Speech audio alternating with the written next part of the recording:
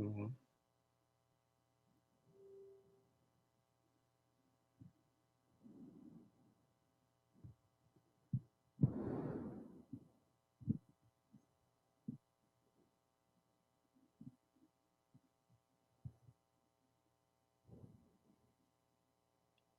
Sorry, I'm almost done. All right.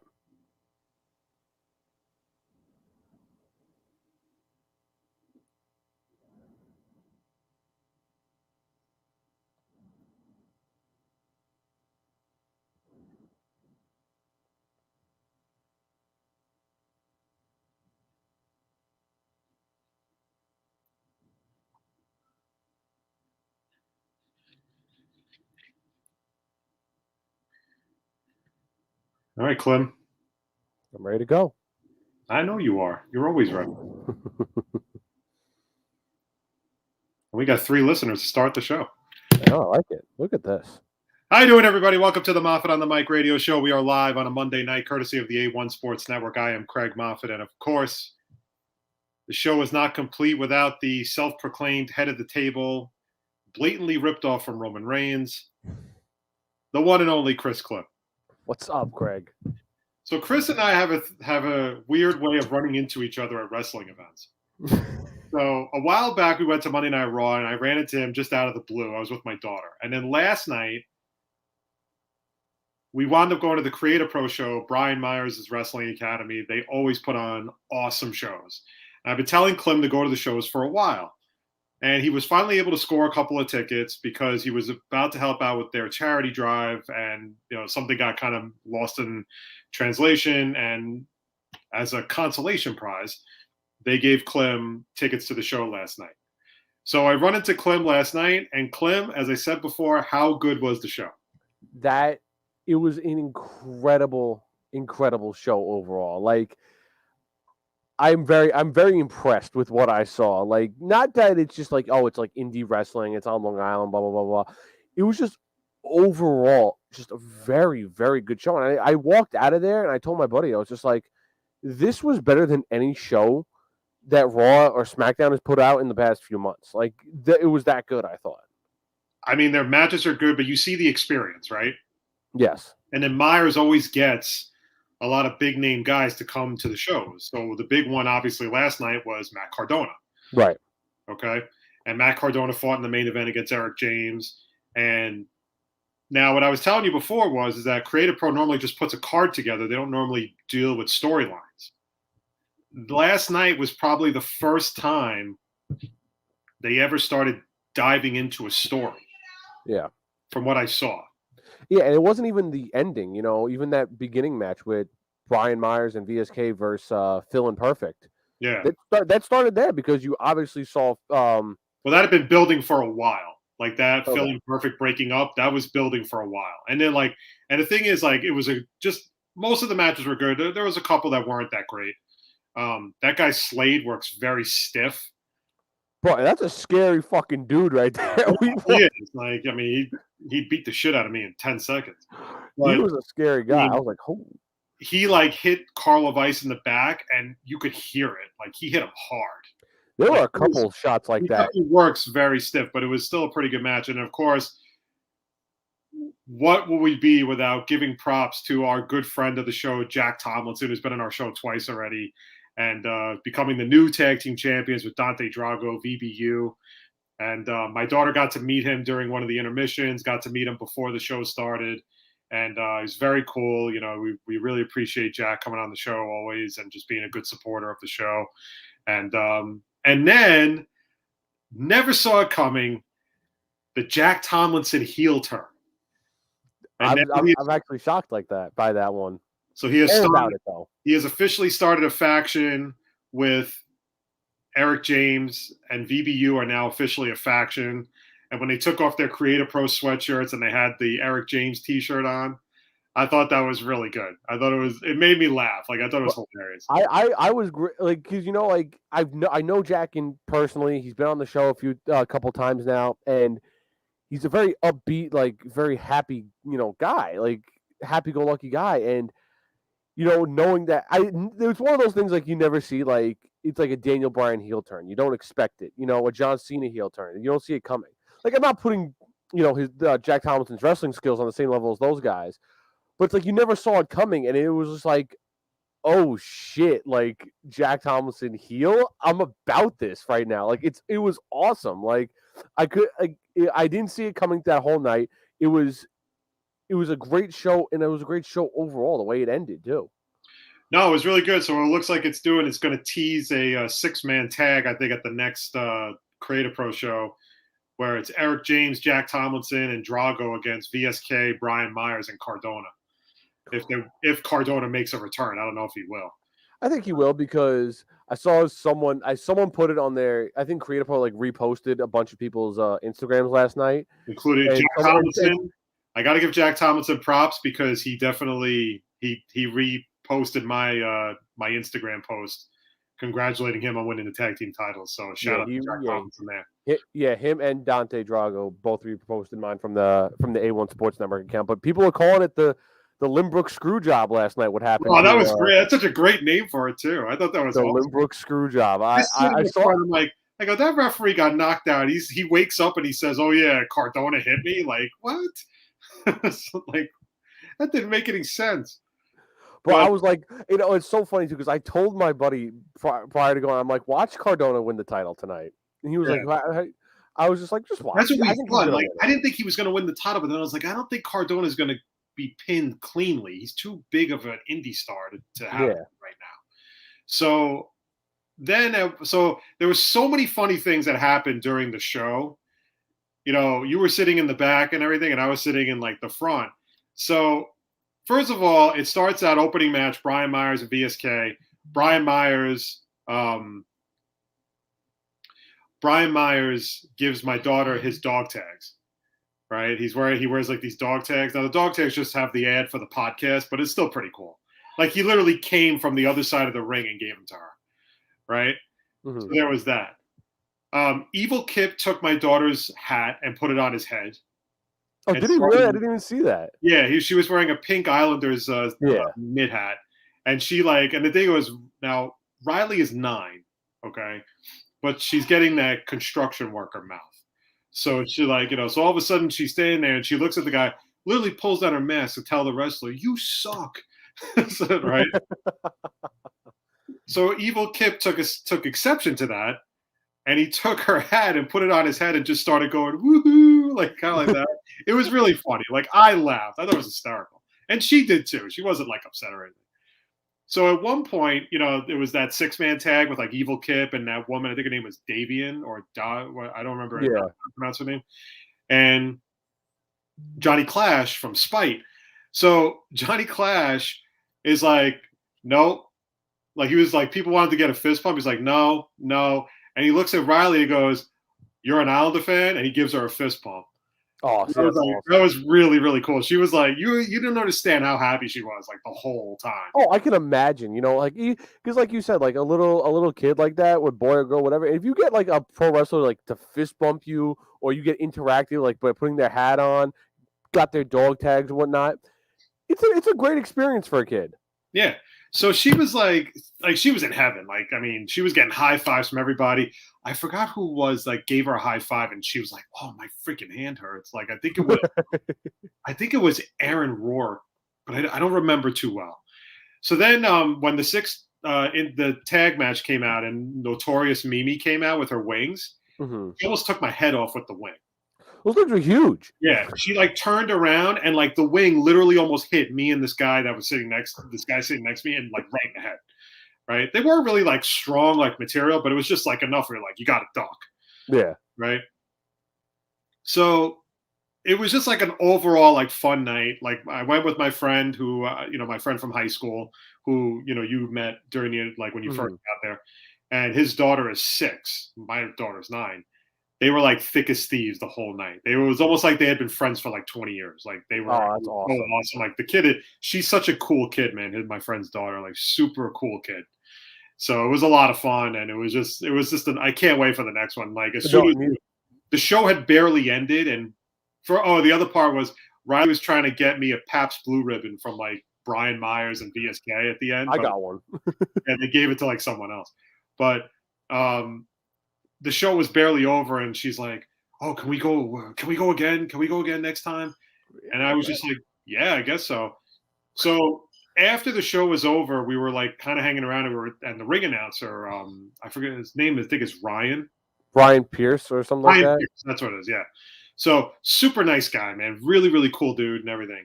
And he was basically kind of hinting that they could be moving into a bigger venue. Like I was gonna say because I was looking at when the show was just about to start. I'm looking around and I'm like, there's a lot of people who was standing there, and I was like, oh crap. They added people. I honestly think they're going to start moving to a little bit of a bigger spot. But I mean, what more can you say about like that show? I mean, it was the best $40 I've ever spent in my life. No, it was definitely easy. My buddy Mike commented twice on it. Mark Cardona, the real belt collector. That's what we thought was going to happen. Like, because like my friend Josh looked at me and he goes, "Oh, why doesn't he just take all the championships?" Because that's what he was doing for a while. He had the GCW, he had another title, and he had like a third title or something like that. And we were like, "Oh shit, he's really trying to collect all of them." But now it makes sense because now Eric James's faction has all the gold. I didn't even think about that. Oh, yeah, they have the tag titles and they have the so it's like, don't be surprised if you see like someone like Aaron Rourke like join their faction or something, and like maybe because he's going to probably challenge for the TV title next. But it was just a great show. Creative Pro. My buddy said, Chris, please comment on the Max Caster situation. Yeah, I kind of botched that one real hard because you know how Max Caster was coming around with money. Oh, like, you thought he would give it back to you? I threw a 20 into his thing, thinking, oh, he would make a big spectacle about it because I gave a 20. Didn't say a damn thing about me. I'm like, well, there goes $20. Yeah, that's nice. As soon as he started doing that, I was like, yeah, dude, no, I'll pass. My friend was like, you should have gave like a $1 or $2 bill. I was like, in reality, yeah, I should have, but I thought with a 20 it would be funnier, and he might have said something, but he said nothing. So yeah, but overall, it was a stacked card. overall, like between, with Caster against Smart Mark Sterling, VSK and Brian Myers against Phil and Perfect, Cardona against James. It was such a stacked card, man. It really was. Just an all-around really good show. I would say the only thing was, like I was telling you before, it's like the Cap guys, I think, need to work on their like skills when they're talking to fans, because I felt like a lot of them were stiff. Almost, they were like a little nervous or whatever. Not nervous, I don't mean it that way, but more like, you're trying to sell us merch. You got to try to figure out ways to sell us merch. I almost bought Brian Myers had a pretty cool like knit hat, like a beanie. I saw that, yeah. I almost bought it. But yeah, I bought a bunch of shirts last night, a couple autographs, and dude, how much money did you freaking spend? I'm the worst when it comes to these shows. Even when I go to Raw and SmackDown, I spend so much goddamn money. Like, you can't do that, dude. Like, what'd you spend? Like overall, what'd you spend? $100? Yeah, probably close to it. Yeah. Well, dude, you can't. Because I bought the. Did VSK have any shirts? No, he didn't have any out. Either they sold it. Either he sold out, or like he just didn't have any. Because when I went up to him, I was thinking about buying a VSK shirt, but there was none there, so I just bought his autograph and a sticker, which came out to like $15. Yeah, I gotta buy like his the shirt he has with the Islander, like the old fisherman logo, like lettering from the Islanders. Because that's what I have. I have that one. But I want to buy it in a long sleeve. Like I like wearing long sleeve shirts now, like more like even during like doesn't matter what season or whatever. But like I definitely want to try to get that one. But I didn't really buy any. I didn't really buy anything. I don't know. Sometimes I feel like I'm disrespecting the wrestlers by not doing that, but at the same time, I'm kind of like, I just don't know if I'm going to spend $25 on a shirt, like right off the bat that I may not wear again. I like my one thing. Like I collect wrestling shirts now. Like that's one of my things. So like I bought a Max Caster shirt. I bought the Jack Tomlinson shirt I'm currently wearing, and I bought a Eric James shirt. Man, you really just racked up. Because it was. Was it $20 a shirt or? About, yeah. Okay. So it wasn't in hindsight, $20 for a wrestling shirt is not bad, but the more shit I buy, it adds up. The only thing I thought about buying, like Myers had a really cool like beanie, and I figured if anything, if it doesn't fit me, I'll give it to my daughter and she'll wear it. Because it'll probably fit her. A side note, the one guy I was really impressed with last night, he had instant heat, was that Leo, I think his name was Leo Sparrow. The guy who came out with the plants. Yeah, he was hilarious. He was pretty funny. I thought like the Santa Claus thing was funny. Like they did a lot of like really cool stuff, but it was a lot of fun. It was a great show. I can't wait for the next one. Like I'm so like I got hooked on those shows. Like this is like my 5th one I think I've gone to, and I went to the one where Orange Cassidy was there. Mm-hmm. I went to the one where it was the ECW originals. I went to the one that was the first like appearance by Shawn Spears since he had gotten released from WWE. Like their shows just kick ass. Like their shows. Yeah, it was definitely good. I mean, how many shows do you usually do a year? They do. Well, what they normally do is they do in Limbrook, and then they go and they do shows at their Wrestling Academy in Hicksville. Okay. Wrestling Academy in Hicksville doesn't have as many people. Okay. It's all general admission. Okay. So it's like $20 a ticket. Like they don't have a ringside, like a front row ticket. It's just general admission. Right. So, and then they do shows in Limbrook. They don't really do shows any other places, although that might change because they're definitely gaining a lot of popularity, especially because their shows are selling out so quickly. Well, and plus when you have guys, when you look to AEW, some of the biggest stars on there, one of the biggest stars on there is MJF, who came from Creative Pro Wrestling, obviously. Chris Statlander, Smart Mark Sterling is on there, Max Caster. But those guys also, but the thing is also, you look at them too, like guys like VSK has been in AEW and Impact. He's in Impact Wrestling right now. Yeah. Myers has been in WWE for years, and then, he's in Impact Wrestling. Cardona has had a big career. They've had a ton. They have a lot of guys, even like guys like the Even Stevens have wrestled dark matches, which you don't see. Yeah. For WWE. Eric James, Lana's first husband. That was him. Eric James, our boy Jack Tomlinson, he's on AEW Dark tonight. I was on Monday Night Raw, and when I went to Monday Night Raw, and Jack Tomlinson tagged with VSK against the Viking Raiders. And VSK, that was when VSK separated shoulder. Remember we had him on the show? Yeah. Right? So it's just a lot of fun. I know we've been kind of talking a lot about it, but it's just been a lot of fun. And those guys are awesome. And, we love the fact that they're like, we've had VSK on the show. We've had Jack Tomlinson on the show. It's been really awesome. So we're hoping, maybe we can get a few of the other guys in the near future. Maybe we can get like Aaron Rourke on or whoever, but it was just a lot of fun. I would love to get, after seeing him last night, Bryce Donovan on. Yeah. I mean, would love to get Bryce Donovan. So, but what it looks to me is like Cap is building him up to be the next big star. Yeah. Because he beat Bear Bronson last night, and it's just probably the best match of the night by far. Mm-hmm. And I just think they're really building him up into being into a superstar. I think he's on his way to being a very good superstar in wrestling. Yeah. No, you know what was crazy about that whole thing? Anytime someone went to the top ropes, I'm like, oh, they're going through the ceiling. Yeah. That is a small place to start. The ceiling is low to the ground, especially for a wrestling ring.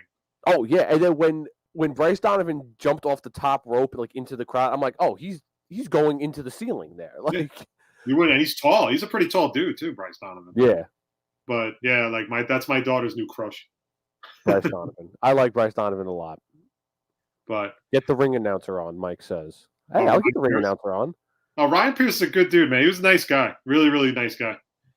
So, but all right, well, let's just jump into other stuff as always. But if you get the opportunity and you're not in the tri-state area, you definitely want to check out Create a Pro. Follow them on Instagram. Follow them on Twitter. Follow them on Facebook. And actually, I don't think they're on Facebook anymore. But just follow them, because I'm telling you, you will not be disappointed with their shows. Their shows are amazing, and they're off the hook. And the guys are really, really cool. And it's just been a lot of fun having them on the show, talking wrestling with those guys. And we're huge fans, and we can't wait for the next show. I think in 2022, probably like February or something like that. Yeah, I can't wait. Definitely going back. Yeah, but follow the wrestlers: Jack Tomlinson, Bryce Donovan, VSK, all those guys, because that's the future of professional wrestling right there. I'm telling you right now, they are the future of professional wrestling. And Brian Myers is one of the top wrestling teachers in probably the world right now. Oh yeah, in the country, because he has churned out some big time superstars from that academy. All right, that being said, let's jump into our sports for the week. And, we'll start with football. And, we'll start with the Giants. We already know about the Jets, but we'll get into the Jets in a few minutes. But, the Giants lost again last night, 37-21. I don't know what to say anymore about the Giants. I mean, we didn't really have a lot to say last week because they were just a bad team. And this is no different. And Herbert torched them. The defense has been a huge disappointment all season, in my opinion. They've had a couple of good games, but overall they've gotten shredded more times than not. And you're starting to see a lot of the contracts they gave out last year really not paying dividends this year. Right. And I'm talking about guys like Logan Ryan. I'm talking about guys like James Bradbury. I'm talking about, Dory Jackson didn't play yesterday, so that's a moot point. But Leonard Williams he's been okay. I wouldn't say he's been like amazing. Mm-hmm. Then he got hurt yesterday, so he's probably going to miss the rest of the season, I'm thinking, because apparently his injury is pretty significant. He had an elbow injury. And then on top of that, the guys they gave money to this year, Kenny Golladay has been a bust. Saquon Barkley continues to disappoint. I mean, whoever takes over this job, because it was reported today that Gettleman is going to kind of go the Coughlin route. Mm-hmm. It's almost like he's not going to be back, but they're going to like write him off as a retire, like he's going to retire as for the Giants. So I don't understand why you give him a retirement ceremony. He hasn't done jack shit for the Giants, whereas Coughlin won you 2 Super Bowls.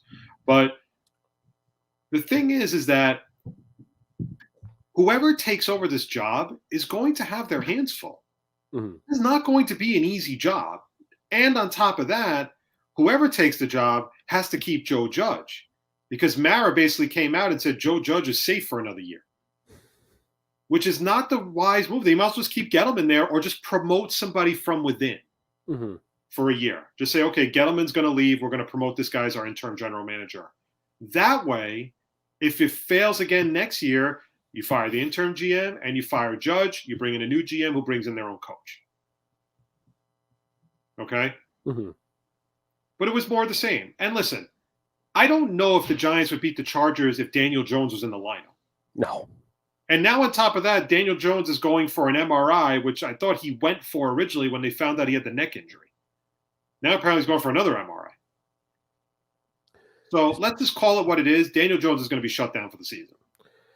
He's More not than coming likely, back the rest of the season. I'd be stunned if Daniel Jones comes back the rest of the season. And I'm going to defend Daniel Jones a little bit because I think he's a decent quarterback when he's healthy. I mean, granted, the best ability is availability, and I'll say that about any player who gets injured and whatnot. But the people call into these radio stations and newspapers and whatnot, and they love to trash Daniel Jones. And I'm like, I watch Giants games, and I'm like, Daniel Jones is not the problem. And I will say this too. I'm saying Saquon isn't the problem either, because you have a shitty general manager who did a shitty job building this team. You had Saquon Barkley coming off a significant knee injury. You had Daniel Jones who got sacked all the time last year. So what do you do with your first round pick? You draft a wide receiver. When you had Rashawn Slater, who's proving to be one of the best rookies in this draft class, you had him sitting right there at the 12th overall pick, but you decide to trade back for an overdraft a wide receiver who I frankly think you could have gotten the second round in Kadarius Toney. Possibly. And the thing is that, again, you never know what the strategy is a lot of times with how teams operate. And for the Giants, I know the Giants wanted Devontae Smith. That's definitely been confirmed that they were when the Eagles jumped up in front of them to take Devontae Smith, it kind of messed up the Giants' plans. Now, the Giants could have easily just went back and said, okay, we'll take Micah Parsons, or we'll take Rashawn Slater, or maybe even Elijah Vera Tucker, kind of like that. Right. They didn't. They elected to trade back with the Bears so the Bears could draft Justin Fields.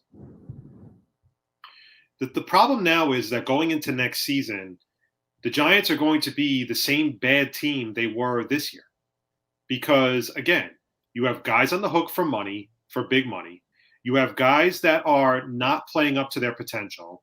Saquon Barkley is looking like a huge bust for the Giants, and that's a number 2 overall pick right there. Mm-hmm. Daniel Jones, I don't really know what to make of him, because while I don't think he's the problem, I don't think he's the solution either. Yes. So he's kind of somewhere in limbo, in like quarterback purgatory. And the thing is there's no way to get out of that. He still turns the ball over a bit too much.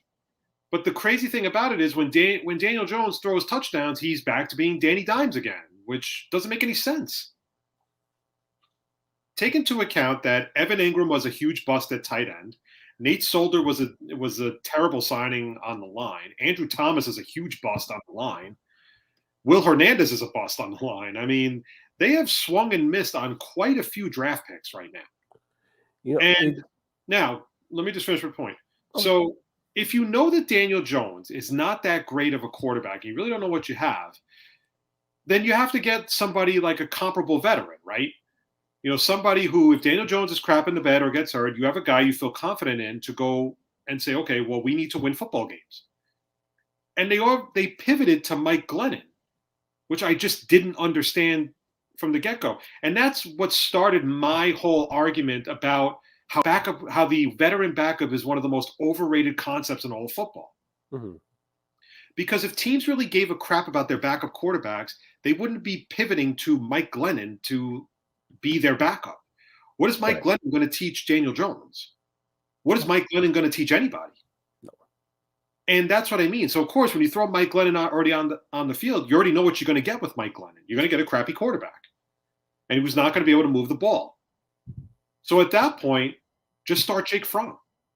Just put Jake Fromm out there. I don't know if he'll be any better. Probably not. But maybe this week, if Daniel Jones doesn't play, and they're playing Dallas this week, so, I mean, Jesus, then maybe Jake Fromm, with a week to prepare, maybe Jake Fromm will get the start on Sunday. Because Mike Glennon is not going to do anything for you. But at the same time, I just think The reason why the Giants season in New York looks 10 times worse than the Jets season is because the Giants invested so much money in so many players to make a run now. Mm-hmm. Not next year, not the year after that, and not the year after that. Now. This was their time. That's why they gave Leonard Williams $63 million. That's why they gave Adoree Jackson a 3-year contract for over $20 million. They re-signed Logan Ryan to a 3-year deal. You have James Bradbury. You gave Kenny Golladay $72 million over 4 years. Okay? Those are win-now decisions. And the Giants have just looked brutally bad. Brutally bad. You're absolutely right. It's, I couldn't agree with you more. And especially when you were coming off of a season like last season, because you didn't have Saquon Barkley, but Daniel Jones looked competent in the offense. Your defense overperformed last year. Your defense was one of the better defenses in the league. And now you're like, okay, cool. We'll sign Adoree Jackson. We'll bring back Logan Ryan. We'll draft Xavier McKinney. We'll do all these things to bring back the same defense. Blake Martinez was a stud last year. You had all these weapons going for you this year, and then you bring back the same defense, and it's like, what the hell just happened? Because nothing really changed on that defense. Yeah, sure, guys get injured here and there, but this defense looked like it's terrible. It's absolutely dog shit. And then again, you go to the offensive line. Like I said a couple minutes ago, Daniel Jones got nothing but sacked last year. Saquon Barkley had a major knee injury. So what do you do to try and protect him on the offensive line when you know Nate Solder, who opted out last year, who was coming off of 1 year and a year older, and Andrew Thomas, who looks like a total draft bust. Same thing with Will Hernandez. So what do? Nothing. You invest no types of draft capital in the offensive line when you had Look, I get that the Giants were going after Devontae Smith. I understand that. And you can put all the weapons around Daniel Jones you want. And Sterling Shepard and Kadarius Toney were not having bad years when they were starting, when they're healthy. They weren't. They were pretty good. And I like Kadarius Toney a lot. But the thing is, if you don't have an offensive line, and this goes for any quarterback in the NFL, if you don't have an offensive line, it doesn't matter how many weapons you have around you, because you're going to get hit and you're going to get sacked. And the same thing with a running back. If you have an amazing offensive line in front of you, you can put any running back in that backfield, and they'll get 800 plus yards for you in the season. That's without a question. But the Giants did not address that situation. They passed on Rashawn Slater, traded back, and drafted Kadarius Toney to go alongside Sterling Shepard and Kenny Golladay, which I thought was the wrong move at the time. And again, that just sums up Gettleman's really bad tenure as general manager of the Giants. Number 2 overall pick in a draft. Listen, we know how that draft class, that 2018 quarterback class, turned out to be now. Baker Mayfield was a bust. Baker Mayfield, not as much of a bust, but he's also not really that good either. Mm-hmm. Sam Darnold is a bust. Josh Rosen was a bust. Josh Allen is the only quarterback of the 4 that could be considered an elite quarterback. Baker Mayfield is like tier 2. Josh Allen is up there with Brady right now for this season alone, and he had a monster game yesterday against Tampa Bay. Mm-hmm. The Giants had the opportunity to draft a quarterback right then and there for that season, and they chose not to. They chose to take Saquon Barkley, which a lot of people didn't really love, because taking a running back 2nd overall is very risky. Okay? And it came back to bite them in the ass. I think Saquon Barkley showed some flashes, but overall, when you look at the overall body of work, he's a bust. Mm-hmm. He's constantly injured. And even when he is on the field, you get excited for one 30-yard run, and then he doesn't do anything the rest of the game. Then I thought, we all thought they reached for Daniel Jones because they needed a quarterback. It was like, remember when the Vikings drafted Christian Ponder? That's what that felt like to me. That was such a bad pick. Christian Ponder was a reach at that spot. You can even argue that Ryan Tannehill, when the Dolphins drafted him, was a reach because they needed a quarterback. They didn't have a choice. Mm-hmm. If they didn't take Tannehill at that spot, who knows who their quarterback would have been? And it just reminds me of Christian Ponder when the Vikings drafted Christian Ponder like 9th overall or 8th overall, and he wasn't even projected to be that good of a quarterback. So Gettleman has definitely done had way too many reaches. He always talked about how, and I remember hearing this on WFAN when he said, "Oh, the hog mollies," like that was his thing with the linemen. And he never did anything to really, he drafted linemen. He just didn't draft good ones. Gettleman's tenure has been a complete disaster. And the thing about Joe Judge is that he was on no one's radar for head coach. Mm-hmm. The only job that Joe Judge had a shot at being a head coach was at Mississippi State. That was it. No NFL team was interested in him. No other college was interested in him. It was basically the Giants or Mississippi State. And I don't know what Joe Judge said to blow people away. But last year when they went 6-10, everybody made such a big deal about Joe Judge. Everybody. Never mind the fact that he had a 6-10 record. 6-10. And everybody was like, "Oh, Joe Judge is a great guy, great motivator and everything." And oh, how the tides have turned within a year. It's you know what it is? It's just like when the Giants had flashes of being good last year, like I said, the defense overachieving, Daniel Jones not looking that bad. It made it look like, oh, Joe Judge is capable of what he's doing because he was a special teams coach because he comes from the Bill Belichick coaching tree. Mm-hmm. Now look, you had guys get injured because Dave Gettleman does not know how to build a fucking team because he's terrible at what he does. So Joe Judge is let out to dry. Now, granted, I think Joe Judge still could be a good coach in this league. Maybe not a head coach. Maybe send him back to. Be careful now. Here's the thing, and this is what I say to Giant fans who don't really fucking understand. Because again, New York fans are the worst. Okay, they have to. Sorry, my wife is reaming out my kids right now. It's kind of funny to listen to. The thing is that Joe Judge. The problem with the Giants is that, and in New York in general, is if you keep firing people every 2 years, no one's going to take the job. Mm-hmm. Because the window is going to be way too small to build a contender. Now, I don't know what Joe Judge sold Dave Gettleman. I don't know what he sold the Maras. But this does not look like a team that's going through a process, which is how he's explaining it. This is a team that last year went 6-10 and came really close to making the playoffs. And all they did was bitch and moan about Doug Peterson in week 17, and that was it. And Joe Judge bitched and moaned about it. Never mind the fact they were a 6-10 team playing in a shitbox division. Okay? Any other division in the NFL, they're in last place. So they caught a break by being in the NFC East last year with all the bad teams.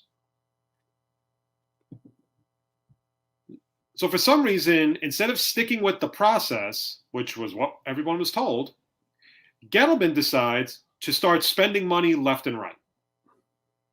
Not many people like the Adoree Jackson signing. He's not a turnover guy. He's not a guy that, creates turnovers. I didn't think Logan Ryan was worth a 3-year extension. 1 year. 1 year, maybe 2, player option for 2, fine. 3? No.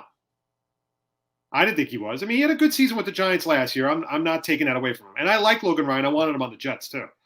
But Logan Ryan was a 1-year player at best, maybe 2. But then they just kept investing more money and more money and more money. And, I don't know if it was just a case of they were just in over their heads, or the fact is maybe they felt that being a 6-10 team in a shitty division, never mind the fact that Dallas didn't have Dak Prescott last year. He was out for the season when he broke his ankle. Last year, the Eagles had Carson Wentz, who was hurt all the time. I forgot who the quarterback of the football team was last year when it wasn't Heineke. Heineke took over for somebody, and I can't remember who it was. The name, it escaped because Heineke started. Wasn't it Haskins? I don't think it was Haskins. I think it was someone else. But I can't remember who it was. Maybe it was Haskins. So the thing is that they deluded themselves into thinking that if they spent all this money, that they were going to, be the front runners. And in that division, you never know. Mm-hmm. In the NFC East, you just never know. Because we don't know what Dallas is going to be. We don't know what Washington is going to be. And we don't know what Philadelphia is going to be. When Philadelphia hired Nick Sirianni and he had that disaster of a press conference, everybody was like, Jesus, they look like they're going to be a bigger mess than everyone else. Then he signed Joe Flacco to compete with Jalen Hurts, which didn't make any sense. But the Eagles are figuring out a way to put it together, and they are. Yeah. The Cowboys with Dak have been really good. They haven't really, and one thing I'm surprised that Dallas has done is they've taken the ball out of Ezekiel Elliott's hands. And they're letting Tony Pollard run the ball more. Zeke has become a fraction of what he was, not what he used to be. So, and then you have Washington with Riverboat Ron, and he's putting a lot of faith in Taylor Heineke. And to be very honest, Taylor Heineke has rewarded his faith. He's had some stinkers, don't get me wrong, but he's had some good games too as a quarterback. Yeah, especially for a guy. This was. Let's not forget, this was the third string guy on the roster last year who balled out in that playoff game for the football team last year, and rightfully earned the starting job. He didn't earn the starting job because Fitzpatrick had it, but he's been holding it down. Like, he's been very good. He's on. How do I say this? I would say he's on the same level as Gardner Minshew. Like, he can start in this league. It's not that he should. Like, is he a top 32 quarterback? Maybe. But sometimes it's just having that faith, having, and the thing is with the Giants is I never got the vibe that they truly believe in Daniel Jones. I just don't. I feel like Gettleman just took him because he had no choice. He had to take a quarterback. He needed a quarterback. Right. When he could have just saved yourself the aggravation and just signed a veteran to get you through the season. And then you could worry about it the following season. And if the quarterbacks still weren't good, because the thing is, next year, the quarterbacks aren't that good. The quarterbacks coming out of the draft are not going to be good. They're not going to be as good as Trevor, even though they all suck right now, it doesn't mean they're not going to suck for like their careers. So the thing is, it gets to the point where, you fire Gettleman, but now you're keeping Judge. So now you got to find somebody that knows Judge that's going to work closely with Judge. It's not easy to do, man. It's really not. But the Giants season is a bigger disaster because they invested so much money and they've done nothing. They've done absolutely nothing except get destroyed by certain teams.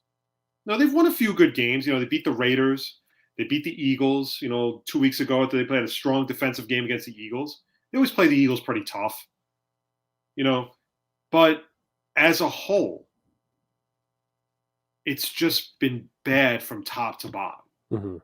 And the problem is these guys are all on the hook for money next year. I don't know if they can be cut. You might be able to cut a couple of guys, but you're not cutting Leonard Williams. I don't think you're cutting Adoree Jackson. I think he's going to count too much towards the cap. Might be able to cut Logan Ryan. But right now, you're not cutting Kenny Golladay. You've invested too much money in him. You can't cut him after a year. But right now, that team is a huge mess. No, it absolutely is. Now, at the end of the day, two things are working in the Giants' favor. Number one, they have 2 first-round picks this year coming up because they got Chicago's first-round pick. And the second thing is they play in a fairly weak division. I'm not sold on Dallas as a Super Bowl contender. Even though they're playing a lot better than they played last year with a healthy Dak Prescott. But I'm not sold on them. They always find a way to screw it up. Isn't it sad that the Jets have been to more championship games in the last 25 years than the Dallas Cowboys? That is sad. So for all the fucking Dallas Cowboy fans who want to sit there and go, yeah, we're America's team and we're, and we think our shit doesn't stink and all that stuff, I want you to remember that. Your team has done nothing in 25 years. Since the 90s, when they had Aikman, when they had Emmitt Smith, and when they had Michael Irvin. Jay Novacek, Leon Lett, Deion Sanders, Darren Woodson. The Jets have been to more championship games than the Dallas Cowboys. That's terrible. Let that sink in. That's terrible for the Cowboys. So now on to the Jets. And the thing about the Jets is that everybody's going to, they're taking a dump on Zach Wilson, whatever, But here's my thing. I'm not as disappointed in Zach Wilson as I am in Robert Saleh. And I'll tell you why. When the Jets hired Robert Saleh, Jet fans were so excited, right? Because this was the motivator. This was the guy that was going to get the most he was going to get blood from a fucking stone. And have these guys prepared and ready to do battle every Sunday. We knew we weren't going to have the most talented team in the world. We knew it was going to be a process. We knew it was going to be a rebuild, right? We all, we were okay with it because they were going to finally build through the draft and start building that foundation. And every Sunday, this team was going to come to fight.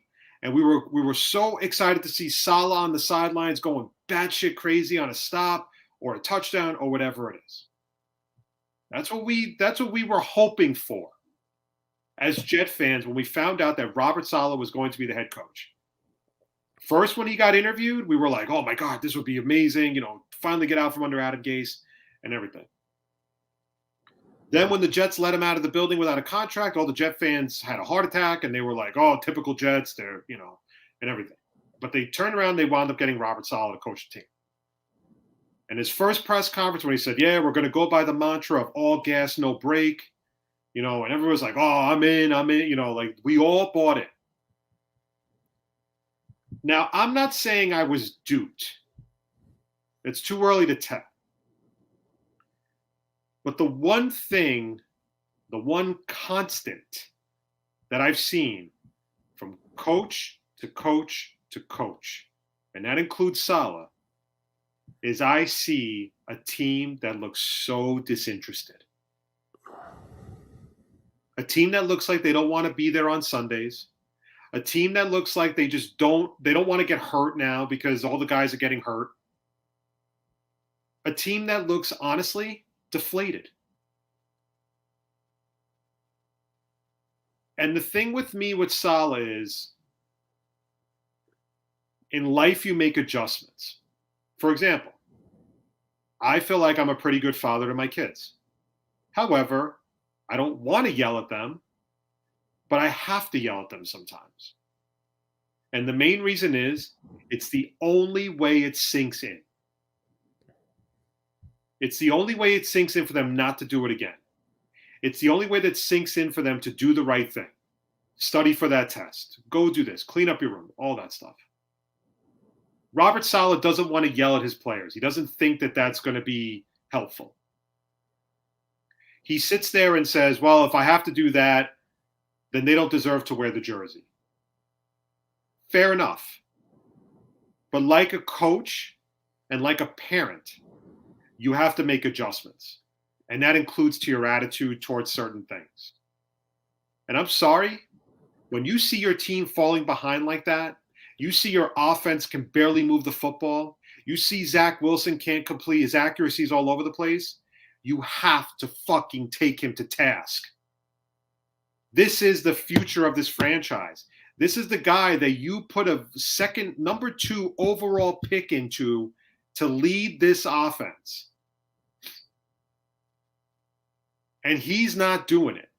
And I'm a Zach supporter. I like Zach Wilson a lot. I want him to succeed on this team.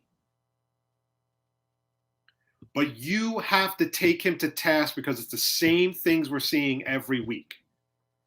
And I get it. You don't have Elijah Moore. You don't have Michael Carter. You don't have Corey Davis. You don't have Tevin Coleman. You're down weapons. Totally get it. Okay? That being said, it's still inexcusable that you can't get the ball to Jamison Crowder. You can't get the ball to Keelan Cole. You can't get the ball to Braxton Berrios.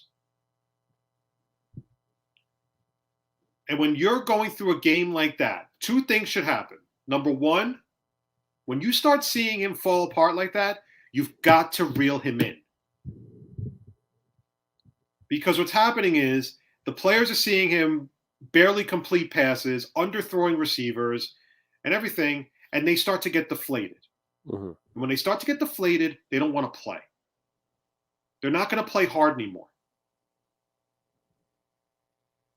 And the second thing is, if you see that on the field, you got to take Zach Wilson out of the game.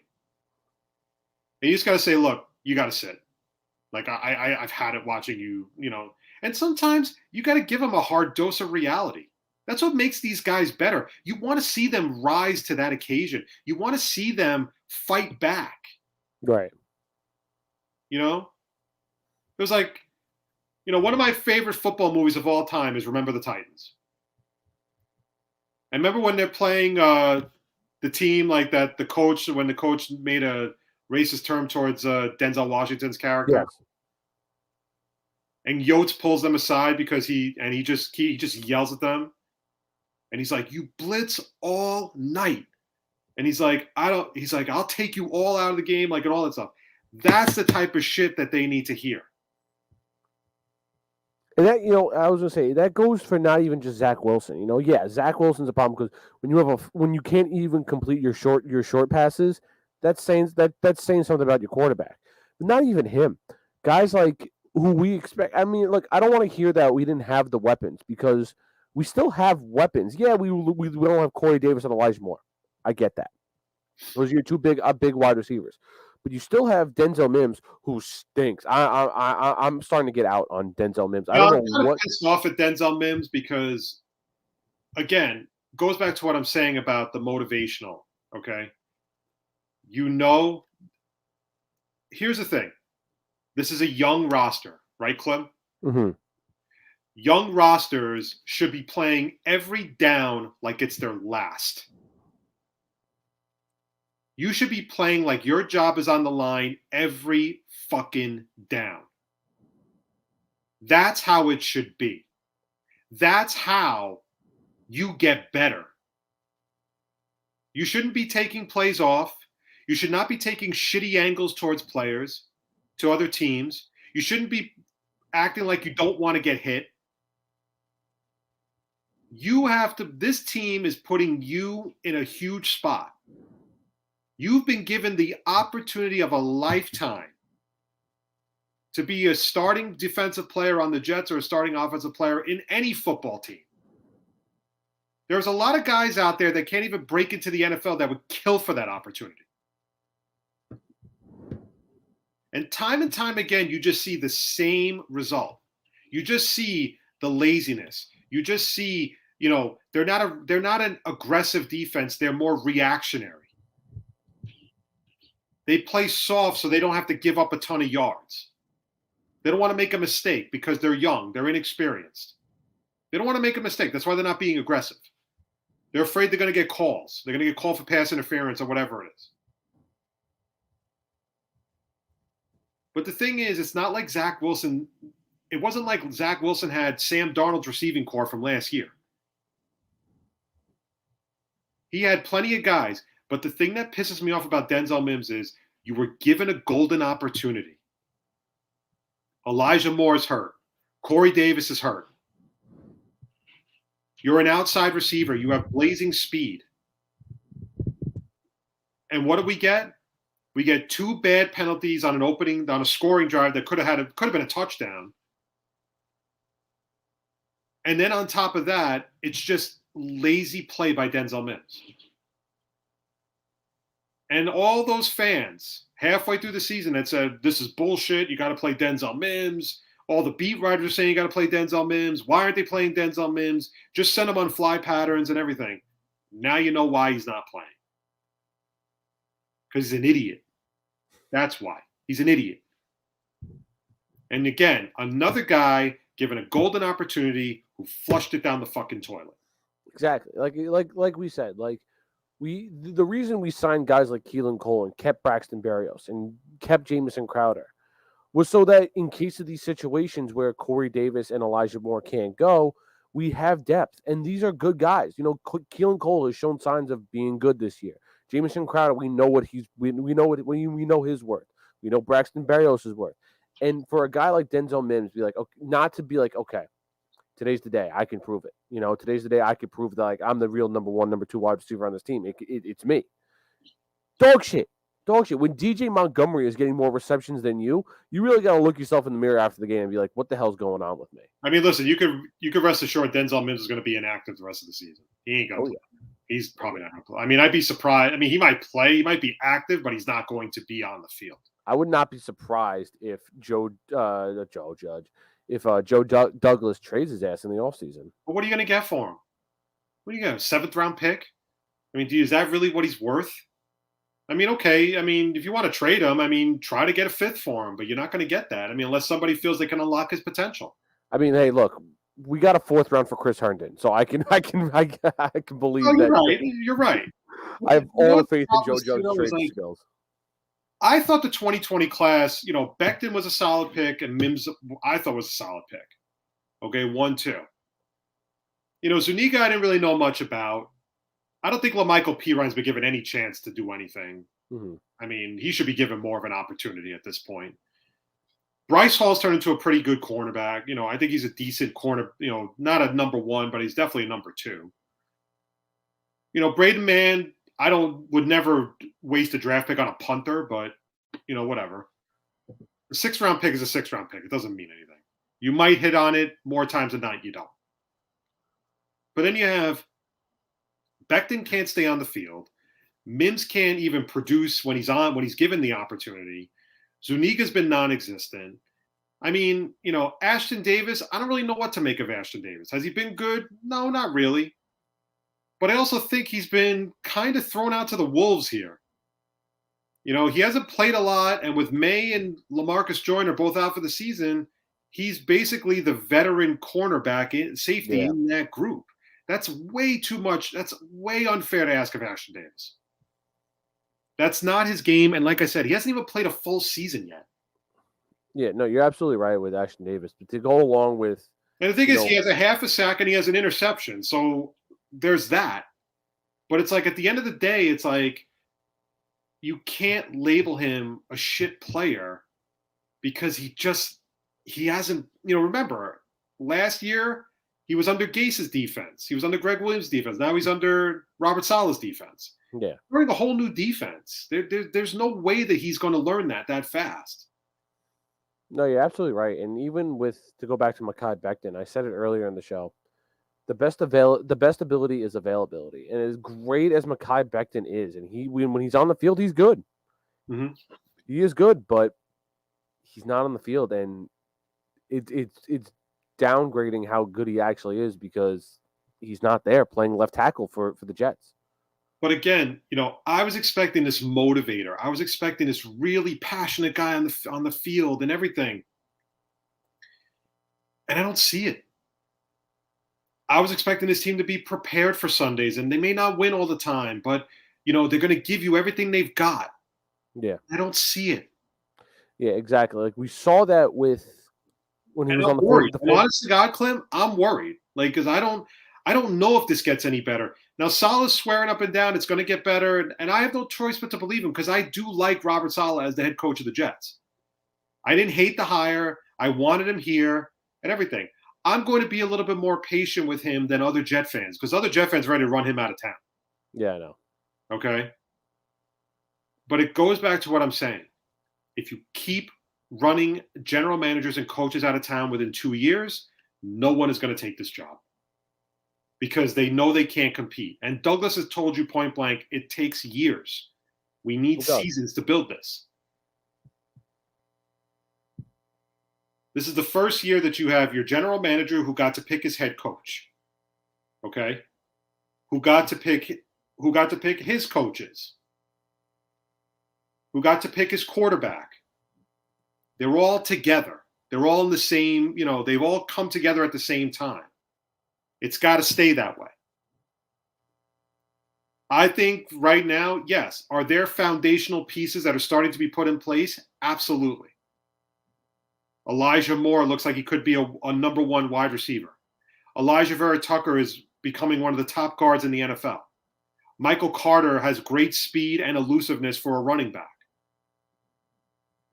They even found what a lot of people think is a huge sleeper in the draft in Michael Carter II. He's one of the top slot cornerbacks in the league this year. Brandon Eccles too. Eccles has had a decent rookie season. For a 6th-round pick, he hasn't really been bad. Yeah. Quincy Williams off waivers. The guy plays with a strong motor, great heart. John Franklin Myers has 6 sacks on the season. There's definitely pieces that are starting to be put in place. And yes, when writers say, "Oh, well, would any of these guys start in other teams?" No, probably not, because those teams are well ahead of where the Jets are. Of course, they probably wouldn't start in the Jets because those teams are well ahead of where the Jets are. Mm-hmm. Would John Franklin Myers start on a team like, I don't know, the Pittsburgh Steelers? Maybe. Probably not. Maybe. Mm-hmm. You don't think that the Houston Texans wouldn't want a guy like Quincy Williams rushing the passer? You don't think that, some of these other bad teams wouldn't want these guys? See, that's where I disagree with the beat writers. Depends on the team.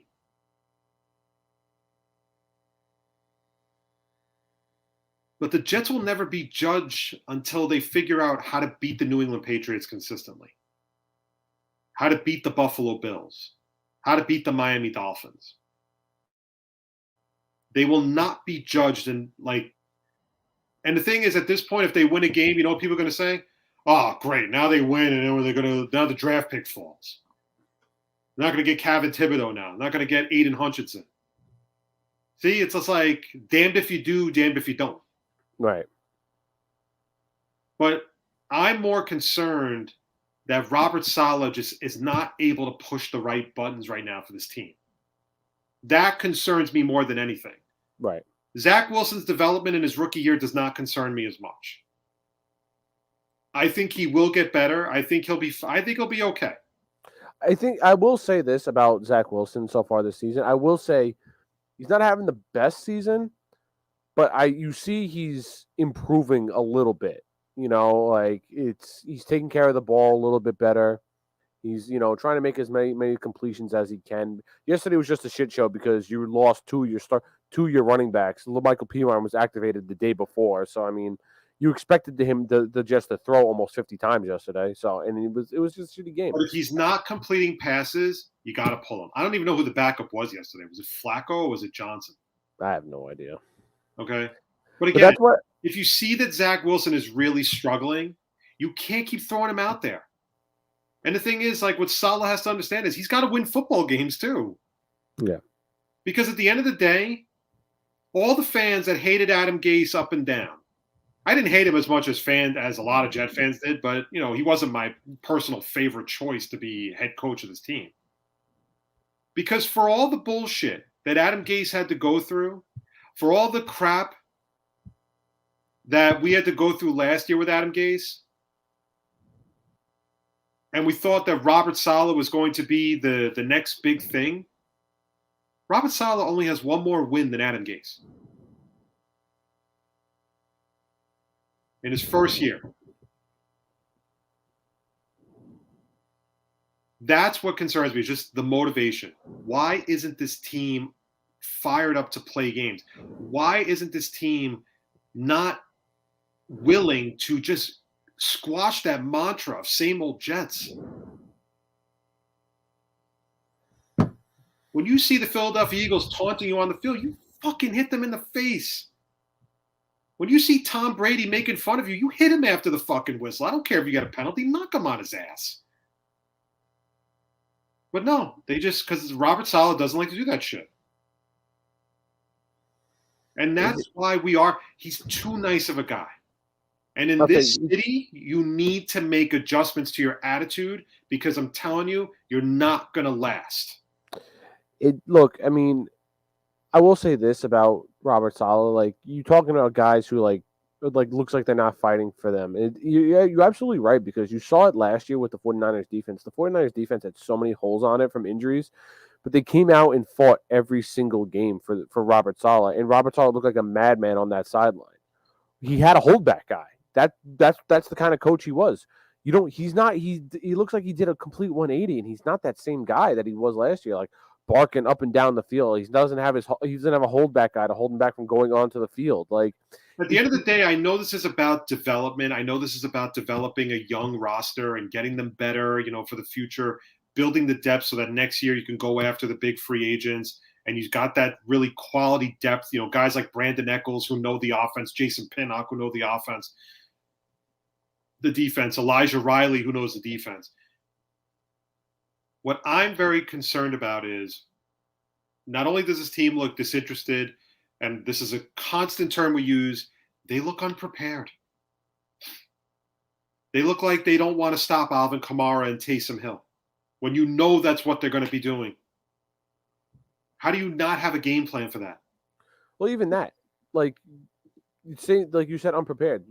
Prime example last week when they came out and said they weren't prepared for Gardner Minshew. Yeah, but what the important thing, though, Clem, is where's the fight? Where's the fight in this team? Like, I don't get how you want to just get your ass kicked on the field every week. That should just your blood should boil. Like, Zach Wilson is having a tough time completing passes. You need to pull him to the sideline. You need to rip him a new asshole and be like, this is unacceptable. And I'd pull it from the game and I'd say, look, I got to win football games. I want to see him develop, but I have to win football games. I have to try to win as many games as I can this year. I think it goes to like the lack of leadership in that locker room as well. Because when you look at that, starting with defense, you look at the defense. C.J. Mosley is the only long tenured NFL guy on that defense. I mean, LaMarcus Joyner was maybe the second guy, but other than that, these are all rookie dudes. I mean, young guys. Even Sheldon Rankins is still young to an extent. And then you look on the offense. Who's the oldest guy in that offense? Connor McGovern, Corey Davis, and Corey Davis has been injured half the year. There's no leadership in that locker room really. But again, it's just you as a coach, you have to make adjustments, especially making adjustments to the city you're coaching in. Yeah. You're not in San Francisco. You're in New York City.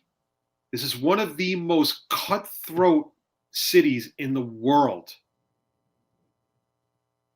They're going to rip your dick off if you don't produce a winning season. You're not going to be able to get by going 3-14 this year. It's just not acceptable. This is a cutthroat city. And you have to have these guys ready to play every day. I don't want to hear about how good practices are. I don't want to hear from Jets players about how it's so much better with Robert Saleh than it was under Adam Gase. I'm tired of hearing players talk about how they run through a wall for this guy, run through a wall for this coach.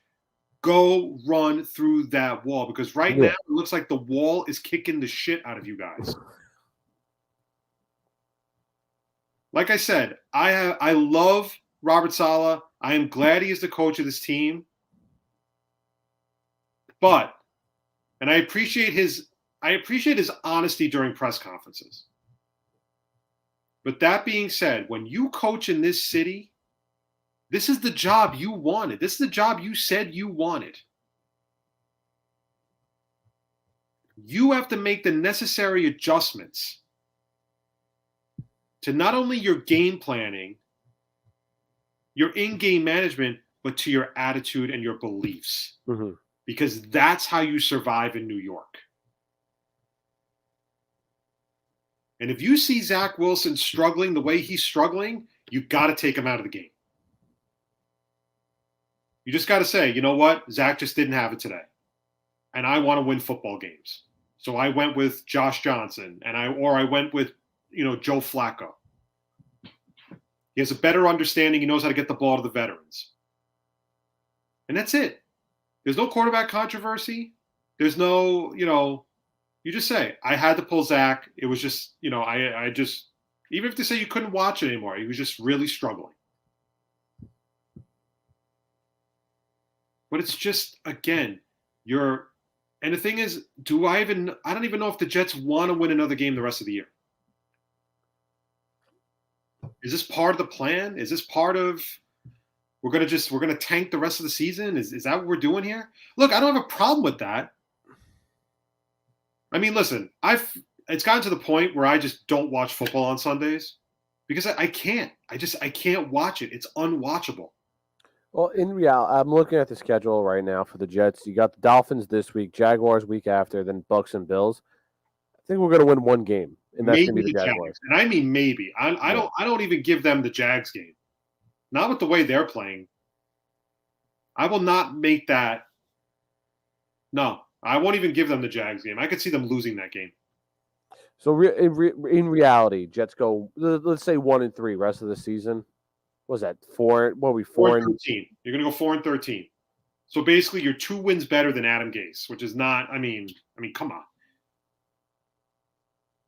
Like I said, I'm not worried about Zach Wilson's development. I'm worried about Robert Saleh's development in New York because if he continues down this path, he's going to get eaten alive. Oh yeah, he's not going to make it. And Woody's not going to tolerate it. Even though it's a process, it's a whole thing.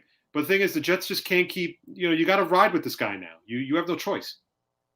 You have to give Robert Saleh at least 3 years. You need to give Joe Douglas at least another 2 more years with drafting because you brought them in together. This is Joe Douglas's coach. You can't fire Joe Douglas and keep Robert Saleh. Right. It's not how it works. They are attached to the hip. It's been good, some bad. The wins have not materialized under Joe Douglas. But he's made some very shrewd moves. And his 2021 draft has been, in my opinion, very promising, has potential to be a very strong class. 2020 class, not so much. But I can't close the book on 2020 class just yet. All right, let's jump to basketball because, it's kind of funny, Klim, because I was led to believe that the reason why the Knicks were losing was because Kemba Walker was in the starting lineup.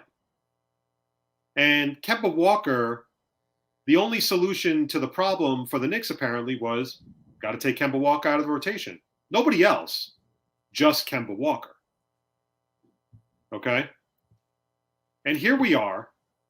Since Kemba Walker was taken out of the lineup, the Knicks have only won 3 of their last 10 games. They got blown out yesterday by the Bucks. They got blown out the other day by the Nuggets. So I don't get it. What's the problem? I'm not sure what the issue is with the Knicks right now. And the thing is, Kemba Walker doesn't give a rat's ass because he's getting paid plenty of money by the Thunder to go away, and he's getting paid by the Knicks to sit on the bench. If I'm Kemba Walker, I'm like, this is the easiest $30 million I've ever made. The problem is with the Knicks is they didn't do anything to this offseason to really build off of their strong season. I mean, look, I like Julius Randle a lot, but he came back down to earth this season. Last year, he was almost potentially MVP candidate. I'll say it. He was up there. That's how good of a season he was having. But he came back down to reality this year, and he's not having that great of a season as he did last year. Still, granted, still a good season. But you did nothing. Look, RJ Barrett's been hurt too, so it's not helping again the situation. Yeah, but you know what though, man? I'm so sick and tired of hearing about the injuries. I really am. The thing with the Knicks is, notice now, by the way, that Knicks fans don't want to be labeled the Kings of New York anymore because they're losing. They're a last place team again. Okay. But the funny part about it is that we were led to believe that the only reason why the Knicks were losing and not playing well was because Kemba Walker was in the starting lineup. That's it. It wasn't anybody else's fault but Kemba's. So they take Kemba out of the rotation, and that was supposed to make a whole world of difference, and they're still losing. Mm-hmm. And they're terrible at Madison Square Garden. So what's the problem here? What gives? Here's exactly the problem also. The Knicks are still, to this day, an incredibly immature team. Showboating after every fucking three-pointer. Showboating after every dunk. Obi Toppin is doing a dunk for a dunk contest. The Knicks are down by 6 points. And then his stupid teammates are running out there to congratulate him. I mean, now look, here's the scary part though. The Knicks have actually been pretty good at drafting the last couple of years. Emmanuel Quickly, RJ Barrett, Obi Toppin. Even this year, Grimes. Didn't he set a new record yesterday for 3-pointers? Yeah, he did. Miles McBride looks like he has potential to be a good player in the future. Mitchell Robinson. Well, I think Mitchell Robinson's a little overrated. They have a good young nucleus, but now they're gonna screw it up, Clem. I know they are. They're gonna blow it up, and they're gonna go after somebody like Ben Simmons. I am so convinced of this now. I am so convinced now that the Rangers are playing well. Now Dolan's gonna go back and fuck with the Knicks again. He's gonna go back and mess with the Knicks, and he's gonna trade off to get Damian Lillard, and he's gonna give up 3 first-round picks. He's going to give up Obi Toppin. He's going to give up RJ Barrett. He's going to give up all these guys to get Damian Lillard here. Which would be so stupid because, again, you saw it last year, especially last year because, like I said, yeah, Julius Randle had a great season, but you saw guys like RJ Barrett, Obi Toppin, Emmanuel Quickly came out of nowhere. All proved that, like, hey, they can play in this league. Like, they're pretty decent. You know, and the rumors last year are flying that, they're going to trade RJ Barrett. They're going to trade this. They're going to trade that. I thought it was a stupid idea the last year. I think it's a stupid idea this year. I personally, to go off of the Kemba Walker talk, I thought it was a bad idea to sign Kemba Walker. A guy and I love Kemba Walker. He's probably one of my favorite players in the NBA. But, you know, he's been injury prone the last few years. He's an older guy, and plus you already had D Rose already on this team, who proved last year that he could still go. And you had Emmanuel Quickly. Like, why add more depth to that? I would have started Emmanuel Quickly from the get-go and let him prove himself as a point guard. But they didn't do that. Okay. So here's the thing I'm going to say, right? You know, when they signed Kemba Walker, it was like, oh my God. Oh, he's coming back to New York. It was all this fanfare of Kemba Walker coming home and, you know, all the, like, you would have thought, I mean, Jesus, I don't even know. Like, I can't even describe how overhyped the Kemba Walker to the Knicks signing really was. Not from a player standpoint, because we knew Kemba Walker's a good player, but from like a PR standpoint.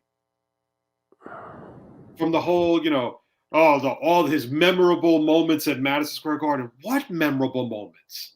A couple of games for fucking UConn? I mean, like, what are we talking about here? Like, are we seriously overhyping this? Like, is this guy really the king of New York? Has he ever won a championship in New York before? With the Knicks? What, in fucking high school? That's what we're basing this on with Kemba Walker? Oh, he's coming home and, you know, it's such a great storybook ending for him because, you know, he grew up in the Bronx and he played in high school in the Bronx and everything. It was so overhyped that it was doomed to fail. Mm-hmm. And what happened? Came out of the gate strong. I'm not saying he didn't. But then it started to fall apart very quickly. And now it has gone from the New York boy comes back to his roots and comes home and everything to being the scapegoat for the Knicks' failures.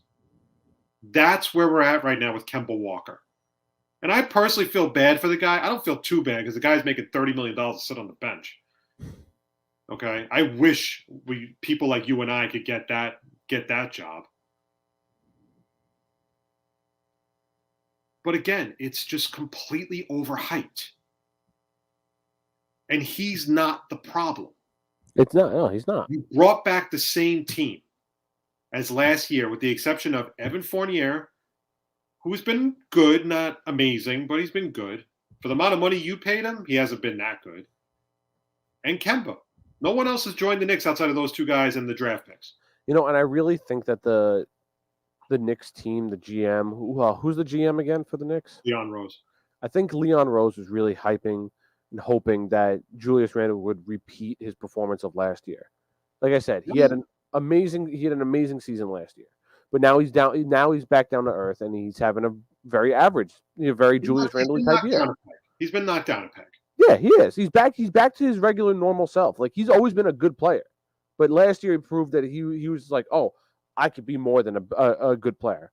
And he did. He, again, MVP candidate last year. Rightfully deserved it. But this year he got brought back down to reality and was like, okay, I'm Julius Randle. I'm going to average 18 points a game, blah, blah, whatever it is. And that's the problem, because you couldn't base yourself off of Julius Randle repeating his performance from last year.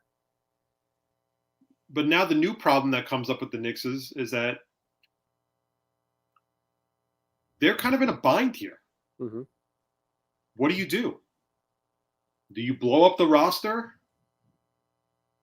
Make that blockbuster trade for Damian Lillard that you've been dying to make for weeks? Give up guys give up your future, basically? Or do you stay the course? You keep building through the draft, because Leon Rose has had 2 very good drafts as far as I'm concerned. With Barrett, Quickly, Robinson, and what's his name? Toppin. Yes. And again, this year, Quentin Grimes, Miles McBride could be 2 very strong players for this team. Or do you continue to build that nucleus through the draft? And you kind of sprinkle in the free agents where you can. It's an interesting dilemma. It is. Honestly, it's not going to be Leon Rose's decision. It's going to be James Dolan's decision. You're right on that point. And I think for the Knicks, they should just keep the road that they're on and build through the draft. They really should, because if you trade away guys like Obi Toppin, RJ Barrett, Emmanuel Quickly, and whoever else of these young guys for guys like Damian Lillard and Ben Simmons, we've seen it in the past. They did it for Carmelo Anthony. They did it for Andre Bargnani. They've done it once before, and where did it get them? Nothing. Yeah. Years of failure. I'll tell you exactly. So this came up today. For the SNY was putting trade packages together for Ben Simmons. Like, Ben Simmons is really going to be the missing piece. Okay, this is what I mean. There it is. Let me see if it says anything. So it would be the Knicks get Ben Simmons, mm-hmm. and the Sixers get Julius Randle, Evan Fournier, and 2 first-round picks. Okay.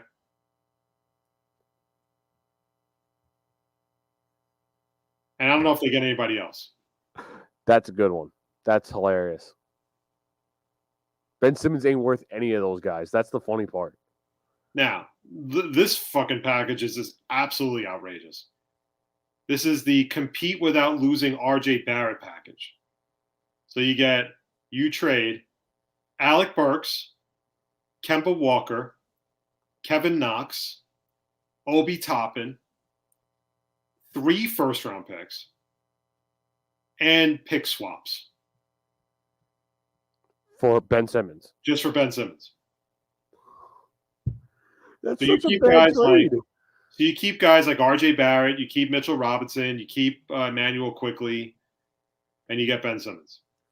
Like, I don't know why people are so interested in Ben Simmons. The guy stinks. He's not that good.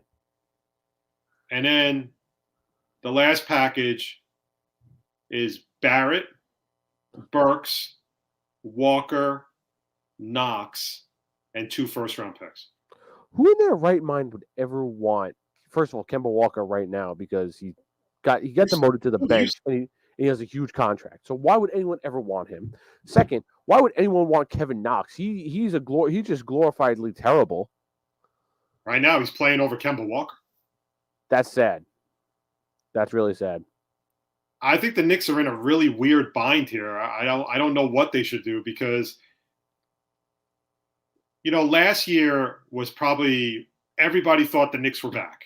I remember Jake. Really selling the world on the Knicks. And when I remember, he laughed at me when I said, "Why isn't Nash considered coach of the year?" Right? Mm-hmm. But it's like, you've reverted right back to where you were 2 years ago. But you know what's going to happen soon? Then the players are going to start tuning out Thibodeau. Mm-hmm. They're going to start tuning out Thibodeau because they're not going to want to deal with Thibodeau.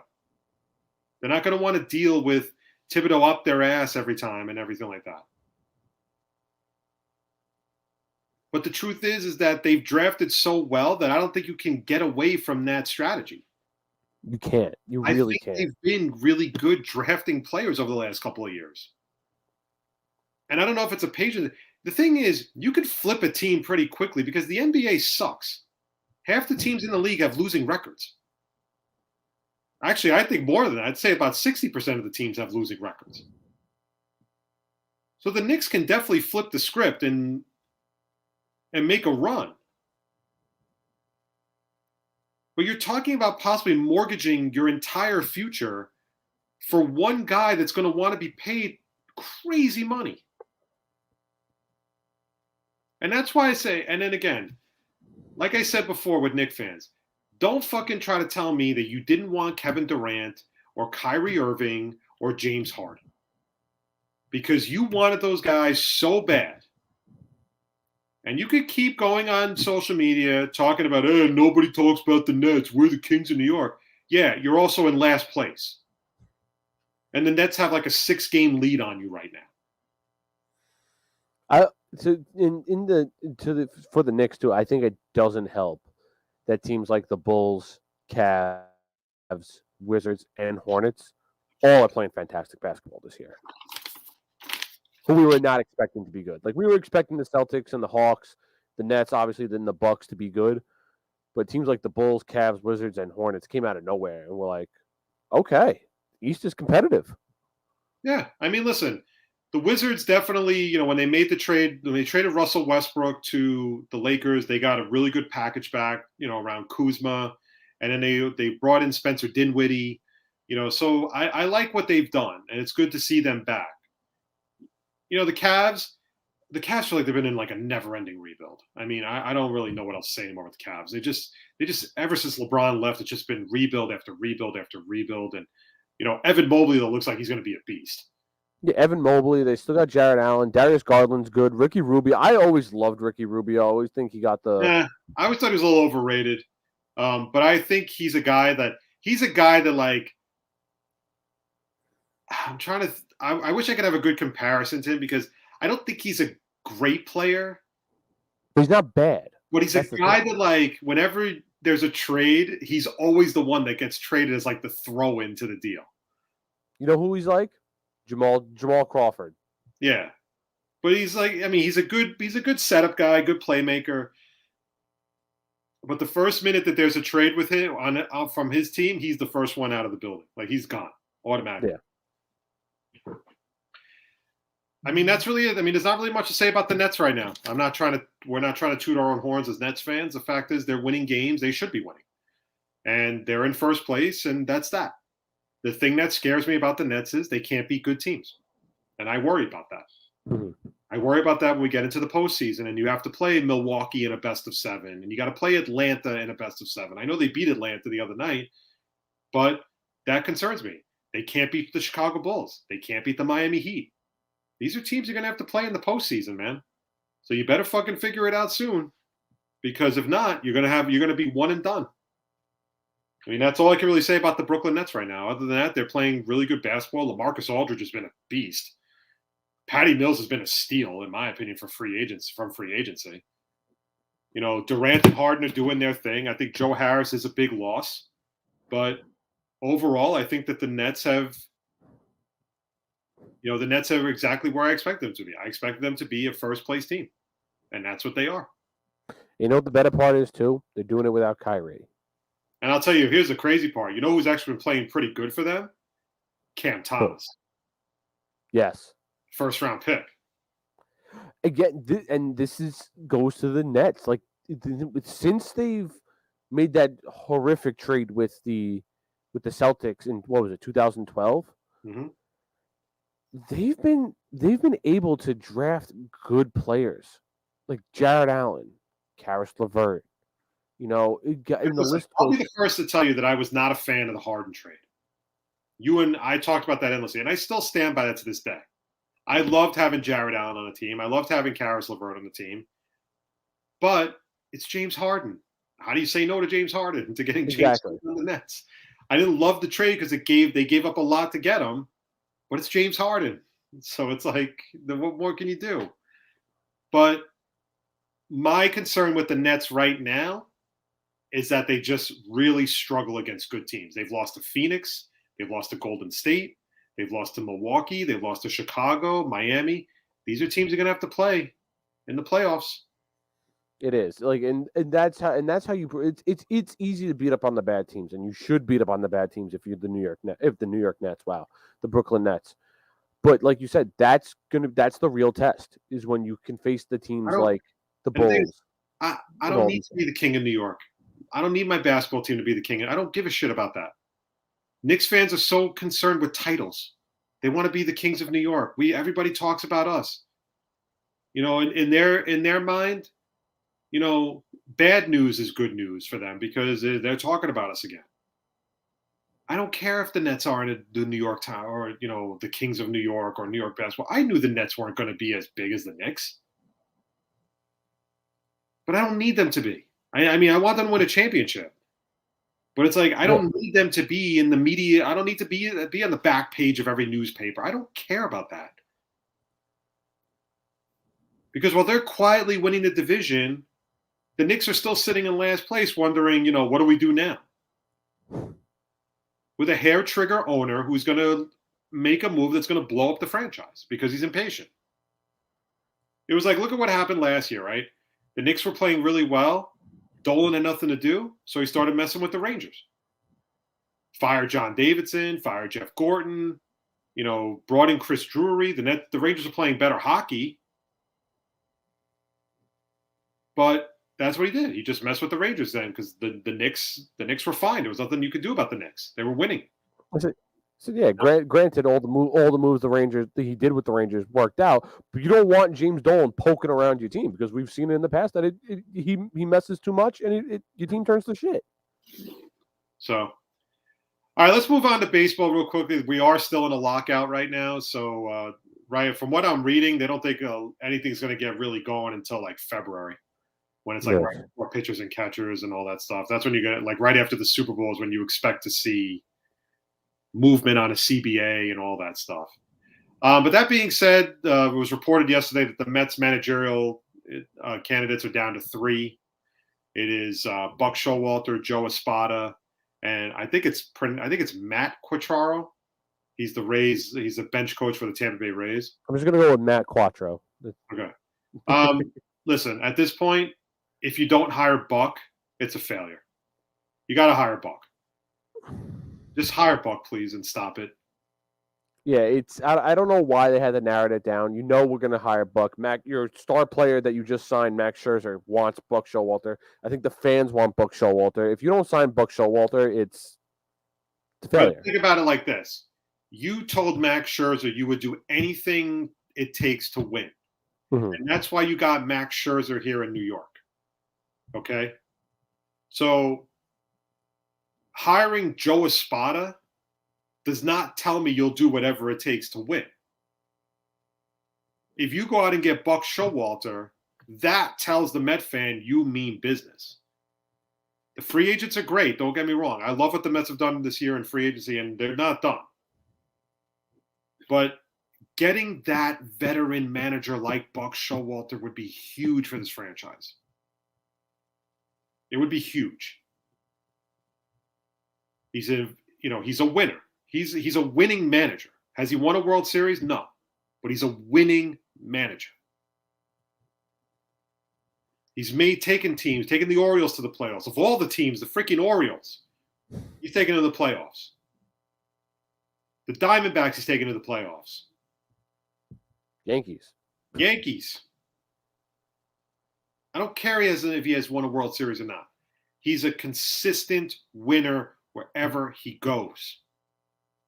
You have like that is a no-brainer. And if your big-time free agent acquisition, Max Scherzer, says, I want Buck, I'm not saying you got to do what he tells you to do, but you need to take that into consideration before you start looking at Matt Quatraro Because I'm telling you, that's going to be an epic fail by the Mets if they do that. If they go with a bench coach that has never managed before. But you're absolutely right with that too. And I've been even before when the Mets were when on the verge of hiring Carlos Beltran as their manager, I've been saying the Mets need a seasoned manager to manage this team. And and even over the past few years of when we've seen the World Series, it's proven that the analytics may not be the way to go.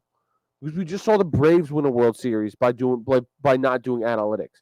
The Astros get to a World Series who was their manager? Dusty Baker. A few years ago with the Nationals, the analytics thing is bullshit. You shouldn't be going off of going for an analytics guy. You get the best damn manager that's out there. And if Buck Showalter is in this, even if it's not Buck Showalter, even if Dusty Baker was available, or who did the White Sox just hire last year? Oh, Tony La Russa. Yeah, Tony La Russa is coming back. Ron Washington. Those are the Bruce Bochy. Those are the kinds of managers that the Mets need right now. They don't need an analytics guy. They don't need a yes man. They don't need Luis Rojas. They don't need any of these bench coaches. They need a balls to the wall, old school manager. And it's got to be Buck Showalter. It's got to be Buck Showalter. I mean, it's a no brainer at this point. Just hire Buck Showalter. Yeah. If he's one of your finalists, he outpaces these other two guys. So unless, and listen, rarely do I agree with Sal Licata because I think he's a total tool. But he made a valid point the other day. And he said, look, if you're going to sell me on Bruce Bochy, then I could see Bruce Bochy over Buck Showalter. Yeah, I'm fine with that. But hiring Joe Espada or hiring Matt Quatraro is not the way to go for a team that is a win-now team. When you sign Max Scherzer to the highest average annual value per season, if you go out and sign Starling Marte to a $78 million contract, and you bring in guys like Eduardo Escobar, Mark Canha, and you're still not done, you are putting your balls on the table this year and saying, "What's up? Mm-hmm. We're here, and we're not going, we're not fucking around this year because we're tired of being losers." The only way that is further cemented is by hiring Buck Showalter. It is Buck Showalter or bust. It's exactly how you just put it up on the screen, because that's what it is. You could never sell this fan base on why Joe Espada is a better selection than Buck Showalter. You can't. There's no way in hell you're going to be able to do it. Joe Espada has never even been a manager. Buck Showalter has the experience. And when you're dealing with a veteran roster like this, that's the guy you want. So cut the shit, hire Buck Showalter, and be done with it. And then when that happens, ticket prices will skyrocket to epic proportions. Exactly. Look, I mean, I was looking at even when the Mets signed Max Scherzer, the World Series odds for them went from plus 2,200 to plus 1,200. I can only imagine what the odds go to when Buck Showalter becomes the manager of this team. Simple as that. I mean, it's a no-brainer. Just hire Buck and be done with it. All right. A few other notes. Islanders finally win their first game at UBS Arena on Saturday. They beat the Devils 4-2. Interesting note is that Barry Trotz doesn't look like he's going to put Anthony Beauvillier in the lineup anytime soon. That he could very well be a healthy scratch tomorrow night when they play Detroit.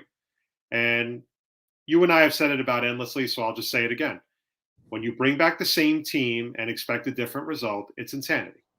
And that's exactly what it was with the Islanders. I never, I was talking about this with my friend at work because she's a season ticket holder. And I said, they never replaced John Tavares. To this day, they have not replaced John Tavares. The expectations for Matt Barzal were through the roof to be the next John Tavares. That's not his game. He's not a scorer. He's not that sniper. He's a hog. He's a playmaker. He's a pass first guy. You know who he reminds me of? If you had to relate him to anybody, Jason Kidd. Yeah. Jason Kidd was a pass first, shoot second player in the NBA. Yeah. And the reason why the Nets were so good all those years, and even the Mavericks to an extent, because like you said, he's a pass first guy. Who did he have to pass to on the Nets? Vince Carter. Who did he have to pass to on the Mavericks? Fucking Dirk Nowitzki. Star players. Islanders don't have that. But again, Beauvillier hadn't had a point in 13 games. That's terrible, even for him. And again, another player completely overrated by this fan base. Mm-hmm. Because whenever they see a guy like Anthony Beauvillier, they think he's fucking Mike Bossy. And he's not. And that's why the Islanders are where they are, because they completely overrate these players. Kyle Palmieri has been terrible. He's another guy that should be a healthy scratch pretty soon. Because he stinks. And you gave him a 4-year contract. Sorokin should be starting every game. Mm-hmm. I love Varlamov. He has been a terrific Islander, but he's not the starter anymore. It is Ilya Sorokin's time, and it needs to stay that way. You know, Islander fans were very quick to pin all the issues on Zach Parise and Zdeno Chara. That's not why the Islanders were bad. Zdeno Chara, yeah, should he be playing 20 minutes a night? Probably not. But he's not the reason why they're playing bad. They're playing bad because they're not getting any scoring from the guys they should be getting scoring from. Beauvillier, Bailey, Pajot, Barzell. None of those guys are scoring. You're not going to win if you can't score. Palmieri's another guy. I don't even think he has a goal yet this year, or he has like one. The best scorer on the team right now is Oliver Wahlstrom. Which is good. You want Wahlstrom to be a good player, and it's good that he's producing, but it should be someone else. It should be your veteran guys. But now you're getting Brock Nelson back, which is good. Your team is starting to come back. Pulak is still another week or two away. But right now, Noah Dobson, I think, has been terrific. This is your time to make a run. There's time. You can definitely get back into this. But you got to go on a run. You got to win. You can't just take a point. You have to win. You could beat Detroit tomorrow. Detroit's not that good.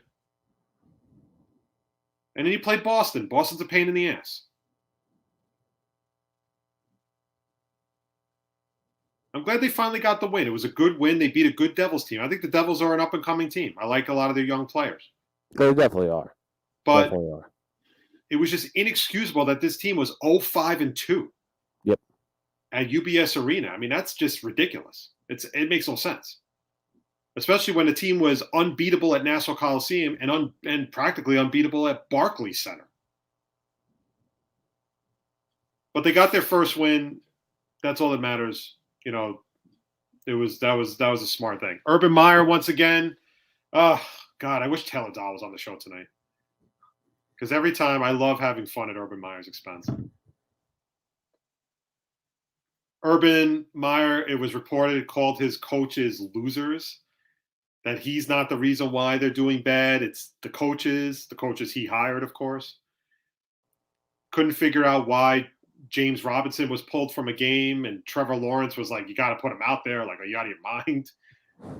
And now on top of that, the latest news is, you know, after yesterday's shellacking by the Titans, that Urban Meyer kind of did a real half-assed handshake to Mike Vrabel. So he was coming off as a bit of a sore loser. So, you know, I think you agree with this too.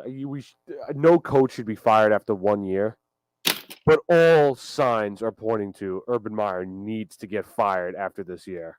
Well, it's his own fault on a number of levels. You see, Urban Meyer is the type of guy, and we've talked about this time and time again. When you go from constant winning in college, okay, and you know what everybody forgets in college is that teams like Ohio State, teams like Florida, pay these shitty schools to come out to their stadium and just get their ass kicked for 4 quarters. Mm-hmm. So when you get to play Grambling and you get to play Rice and Liberty and, you know, whatever it is, they're paid like $2 million to go out there and play. Yeah. So it's very easy for Urban Meyer to get through that whole year of beating nothing but shitty teams. And then, of course, you know, you get the top recruits. In the NFL, it's totally different. It's all about this. But the sad part is, but here's the other part of it, Klim. Nobody wants to go to Jacksonville. Right. It's not a city that people want to go to. It's nothing personal against the people of Jacksonville. It's just a fact. Nobody goes to the stadium. Nobody cares about the team, and that's with Trevor Lawrence. And maybe if you had developed Trevor Lawrence into a stud quarterback, then maybe all the stuff would calm down, all the drama. But Trevor's been awful. And the other day, I was watching Jake's show on YouTube. Jake hit the nail on the head, which he always does. I mean, the guy hits it out of the park every time. Jake basically said, while everybody's shitting on Zach Wilson and saying how Trevor Lawrence should never come to the Jets, what the hell's so goddamn special about Jacksonville? Yeah. Why are we taking Trevor Lawrence to task for how terrible he's been this year? Trevor's getting a pass because of Urban Meyer and his drama. If Urban Meyer was a straight-up coach, head coach, straight-up guy and everything, and Trevor Lawrence was still struggling, maybe Trevor Lawrence would be getting some shit. Trevor Lawrence is literally getting a pass, while Zach Wilson is getting crapped on left and right by everybody. Yeah, Trevor Lawrence does not look good at all this season. Like, he threw 4 picks yesterday. You can blame it on, Urban Meyer, no weapons, it's whatever, but he was supposed to be the I'm going to be honest, picks more times than not are on the quarterback, not on the coach. Okay? When Zach Wilson has thrown his fair share of picks, that's been on Zach Wilson, not on the coach. Same thing with Sam Darnold. Yeah. Everybody blames it on Gase. It's not Gase's fault all the time. It's Sam's fault. He's the one throwing the passes. And like I said, like Trevor Lawrence, everyone had high expectations for Trevor Lawrence. And we still do have high expectations for Trevor Lawrence because he was the highest rated quarterback to come out of college since Andrew Luck, since Peyton Manning. Those are the top 3 quarterbacks we've seen come out of college in the past 25, 30 years.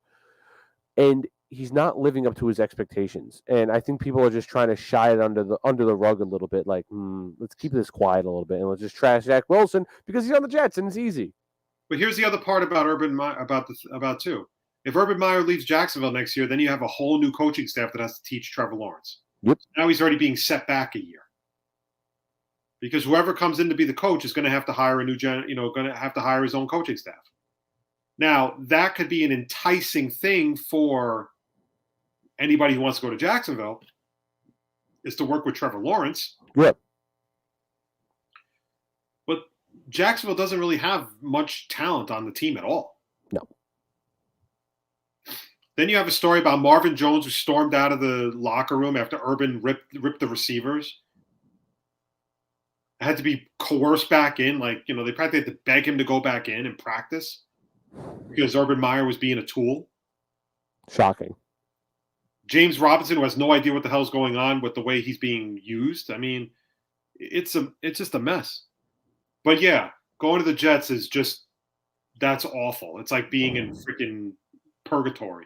I mean, it's people, like I said, I don't understand. How does Trevor Lawrence get a pass? Like for this year, he's been just god awful. He's been worse than Zach. He has been. And the reason why he's been worse than Zach is because this was the once-in-a-generational quarterback prospect. Now, I won't sit here and say I didn't want Trevor Lawrence because that's bullshit. I'd be lying if I said that. Yeah. But Trevor Lawrence has been absolutely awful, and nobody says a word. Zach Wilson has a bad game. Everybody questions Zach Wilson being a Jet. He sucks. Did the Jets make a huge mistake drafting him? Trevor Lawrence? Nah. It's not. No, it's 4 interceptions. That's rookie. He's okay. So, last but not least, before we get into our former Jets portion of the program, Jeff Hardy was released last week by the WWE. Some video came out at a house show. I don't know what city it was in, but he was apparently, I don't know if he was considered under the influence, but he was really kind of dragging. He kind of went over into the crowd when he wasn't really supposed to. Basically, he was just a hot mess. Mm-hmm. I don't try to joke about that because I know I'm sure there are a lot of professional wrestlers who have put their bodies on the line for 20 years, 20 plus years, who just have no choice but to numb the pain by any which way they can. And whether that's by pills, whether it's by booze, whether it's by coke, whether it's by, I don't know. Okay. Jeff Hardy's been doing this for so long. And if you've ever seen Jeff Hardy's matches from back in the day when it was the Ruthless Aggression era, when he was doing ladder matches against Edge and Christian, literally sacrificing his body any way he could. Luckily, he didn't get killed. I mean, you get an understanding of what Jeff Hardy has to do just to get through a match. Mm-hmm. Because eventually, as your body gets older, it just can't take it. Your body is just it's a complete mess. And I think he had no choice but to numb it with pills and booze or whatever it is. And he's relapsed. And it's sad. It's very, very sad. The best thing for Jeff Hardy right now is quit wrestling. I'm surprised. See if you can get a job maybe you can get a job as maybe being trained as like a booker, as a promoter, as something, something that will deter you from going back into the ring. Because while you love the swanton bombs and all that stuff, this man is literally killing himself. And you don't realize it because it's a slow, gradual thing. Every house show, we don't know what he's doing, popping pills and all that stuff. We have no idea. And it's depressing. Because Jeff Hardy's a great wrestler who had a great career. But his demons are starting to take over again, and he's got to walk away from wrestling. Granted, I don't think he's going. I think he should too, because like you said, like he still like puts his body onto the line to this day, however 40 plus years old he is. But I don't think he's done yet because of the fact that I think Matt Hardy might have tweeted it like a couple days ago. And it was just like, oh, don't worry, we're extremely excited for the future of AEW. And he wrote it extreme like XTREA, yeah. So I think. I mean, listen, if Jeff Hardy's going to do anything, then it should be like a one-off appearance here and there. He should not be doing the grueling schedule of working in wrestling, especially if working for WWE. Yeah. He should be basically like almost at the tail end of his career. At this point, maybe it'd be better if he found a job as a promoter, maybe working like indie promotions, doing, autograph signings, that type of thing. He's made tons of money. I mean, he's made tons of money over the years. So but I just think his body is just kind of telling him like, you got to quit. Like, if you don't want to die, just walk away. Just walk away from wrestling. But these guys have a hard time letting go of the sport. They love it. They embrace it. This is their life. This is their life on the road. We had the interview with Jack Tomlinson, and what did he always say? He said, WWE is the dream. Yeah. Because everybody wants to go there. Monday Night Raw, doesn't matter. They want to go to WWE. And they want to have when you go to Create a Pro, you're there because you have dreams of going to AEW. You have dreams of going to WWE. Got to work your ass off, though. It's a lot of bumps and bruises. It's your back, Remember that guy at Create a Pro show, Vargas? Yes. Remember what's the first thing he did when he came in the ring? Went off the rope, threw his back right on the mat. Full speed. Yeah, that was wild. I don't care how tough you are. That's got to hurt. I don't care how tough you are. That's got to hurt. There was some, like, again, to go back to even to the Create a Pro show, there were some hits and dives that these guys took, and I'm hearing the mats, like the way they hit the mat. I'm just like, oh my God, like that's like, oh my Jesus. Yeah, you got to be hurt the next day, man. You're going to be bruised up. It's not going to be pretty. We truly hope that Jeff Hardy gets the help he needs, but I personally think he needs to get away from wrestling for a long time. And I don't know if it means just being a manager. I don't know if it means being, just like kind of like that Arn Anderson type that's currently in AEW. Mm-hmm. Makes an appearance here or there, but he just cannot keep sacrificing his body the way he is these days. He just can't. He can't. It's not going to, he's going to be dead. He's going to be dead in 5 years if he keeps doing that. Yeah. All right, let's get into one other thing we forgot to mention. Very depressing over I think it was Friday. Demaryius Thomas passed away. 33 years old. I haven't heard what the cause of death was, but apparently it was medical. Listen, he was only on the Jets for about a year, and Demaryius Thomas. Many fantasy football players will remember how great he was in his prime with the Denver Broncos. But you spelled his name wrong, by the way. Oh, I did. You spelled it right on the ticker. Oh, whoops. You wrong on the other one. Way to honor his memory. But it's just a very depressing story. I love what the Broncos did. Before the game on yesterday against Detroit. Teddy Bridgewater kneeling in the end zone by himself. I thought overall it was a really, really classy thing. And I love what the Lions did after that. Mm-hmm. I think they said that the Lions were going to get called for like either delay a game or something like that. Or the Broncos purposely took a penalty just in honor of Demaryius Thomas as like a moment of silence type of thing. And rather than in Detroit enforcing it, they declined it. Oh, they just decided to just play the down again. And Vic Fangio was really like, he couldn't say enough good things about Detroit, the Lions and Dan Campbell for doing that. Ooh, we got some breaking. Sorry to interrupt, but we got some breaking news. Former Heisman candidate for this year, former Oklahoma quarterback Spencer Rattler, has announced on Twitter he's taking his talents to South Carolina.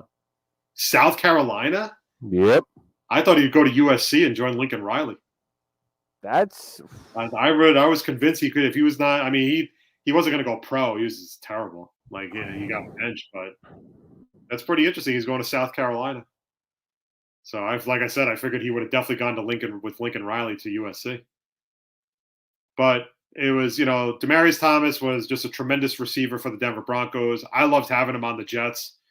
Towards the tail end of his career, but our thoughts and prayers go out to the family. But it was just a very depressing story to hear because Demaryius Thomas was a very good receiver, and just to die suddenly like that is just very tragic. Yeah, that was a tough one because, granted, yeah, he was only on the Jets for a year and a half, but I've always admired his talent. I always thought he was a great wide receiver in the NFL for his time in the NFL. Mm-hmm. And when I heard he went like that, I was like, wow, this one hits a little bit of home because, like I said, he was one of my favorite wide receivers. He was such a consistent wide receiver for the Broncos, very good under the Peyton Manning era as well, in the Tim Tebow era. Yeah, and again, it's something you don't want to see for like that. And he was such a good guy too. You don't want to hearing when he passed away. It was tough. It was tough, definitely. I was listening to the Connor Hughes podcast, the Can't Wait podcast from The Athletic, and he was telling a story about. He said he didn't really know Demaryius Thomas very well because he only covered the Jets. He was only on the team in 2019, and when Gase was there, but Gase knew him really well from Denver and wanted to bring him over because he knew Gase's offense. And he said that he got the first time he ever talked to him. He went up to him, I think he asked him like a question or two, and then he said it turned into like a full-fledged conversation for like 25 minutes, and they talked about everything. He said he was just a very easygoing guy to talk to. He was a very good player. He's a good player with a really great heart. Mm-hmm. And, he always gave you the time. He never really blew you off. And, he always wanted to get to know you, and the players loved him on the Jets and everything when he was on the Jets in that last year. But, it's very tragic. And, just the way it all went down. And again, our thoughts and prayers go out to his family in this difficult time. So, all right, before we get out of here, let's just kind of recap how former Jets did from last week, just to see if Joe Douglas is making the right decision. Getting rid of these guys. So for starters, Jamal Adams is officially out for the season. He tore his labrum last week in their win over the 49ers. He didn't really play that well to begin with in that game, but he's pretty much done for the season. So he finishes the season with 56 tackles, no sacks, 2 interceptions, and 5 passes defended. So Adams is kind of a hit or miss for me because, yes, his stats look good on paper, but no, his INTs weren't really that impressive because they were more like deflections. Mm-hmm. And no sacks, which was a big part of his game last year, so that was definitely a huge blow. But like I said, and you and I talked about it before, Adams seemed like he was always loafing. there was something about his play that kind of bothered me after a while. Like, he wasn't really going after like when they played the Washington football team, he literally let J.D. McKissick run right into the end zone. Like, he barely touched him. Yeah. It just seems like now that he's got his money, he's going right back to loafing. And because he got paid, he got what he wanted. And Connor Hughes had said it best on his podcast, where he said that, imagine this year, you give Jamal Adams this big contract. The Seahawks are, I don't know, what's their record now? 5-8? Something like that. So they're 5-8. They're not going to make the playoffs. They look like they could be in the running for a top 10 pick that's going to go to the Jets. And now next year, you have Russell Wilson, who may want to be traded out of Seattle by then. And all of a sudden, Jamal Adams is now in the middle of a rebuild in Seattle. Just like that. And he only won one playoff game at the end of the day. And the Jets got 2 first-round picks and a third for him. So if you think that this is the fleecing of the century, you're probably right. Because they gave up a ton for a guy who is not known to be a good coverage guy, who this year got the one thing that he did do well, sack the quarterback, taken completely away from him. And on top of that, he's been seen, if you watch video of him loafing on plays, he just looks like he doesn't want to hit the guy or whatever. And if you don't believe me, watch the Rams game where Deshaun Jackson runs right past him. So, all right, Sam Darnold. Also, I think he's out for the season with a fractured scapula, which sounds more painful than just by reading that. So his season ends 1,986 yards, 7 touchdowns, 11 interceptions, 5 rushing touchdowns. So that's another major disappointment. And Carolina lost again yesterday. So now it looks like not only will the Jets have 2 picks in the top 10 in the first round, they're going to have 2 picks in the top 10 of the second round. Gotta love it. Gotta love it. Robbie Anderson finally had a good game this week. 7 catches, 84 yards, and a touchdown. By the way, bad. Cam Newton benched again yesterday. Second time in 3 weeks he's been benched. Matt Rule, not so great, huh? For the season, Robbie Anderson, 36 catches, 372 yards, 4 touchdowns. That is a brutally bad season. Brutally. Leonard Williams, 1 tackle, no sacks in yesterday's game. Left the game early with an elbow injury. Could be out for the season. So far for the season, 26 tackles, 5.5 sacks, 1 forced fumble. So not a bad season, not a great season though, not for $20 million. No. You don't pay $20 million a year for 5.5 sacks. But he's been okay, but he needs to be better. And then finally, Chris Herndon, 1 catch, 17 yards in their win over Pittsburgh. And for the season, 4 catches, 40 yards, 1 touchdown. So bad. And we got a 4th round for him. I can't believe that still. So not much more you can really say at this point, but it looks more and more likely that Joe Douglas made the right decision to get rid of those guys, get rid of all of them. And that's why I can't turn my back on Joe Douglas. I have to move forward with him because I do think he's on the right path. He's just got to I think he's got to also kind of make some adjustments to the way he does things. He's going to have to go after some big fish this offseason and use the draft to his advantage. So what I expect the draft this year to be first few rounds, defense. I think defense and offensive line. I don't think he's going to draft a receiver. I don't think he's going to draft, and maybe a tight end. He'll probably look at a tight end maybe in the first, 3 rounds. It's going to be reverse. Last year was all offense in the first 4 rounds and all defense in the rest. This year, I think it's going to be all defense, including an offensive lineman. And I think at the back end, I think he'll probably draft a receiver. I think he's going to do that. And I also expect him to make some trades. No, I'm already looking at mock drafts, like the way too early mock drafts. I want Aiden Hutchinson real bad. I think he'll be a I don't think key. they're going to get him though. He's not. I don't think he's going to fall to them. I know that's what everyone keeps saying. I'm like, I want Aiden Hutchinson, and I give me the offensive tackle from Alabama, Evan Neal. He might not be there either. I know. I can only hope at this point. Right now, it looks like Kevin Thibodeau is going to be the number 1 overall pick.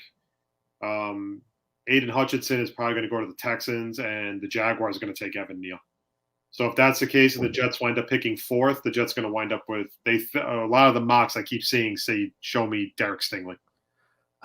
I don't know how I feel about Derek Stingley, just because of the fact that if he's not Jalen Ramsey, that I don't want him. You know who I do want? Kyle Hamilton.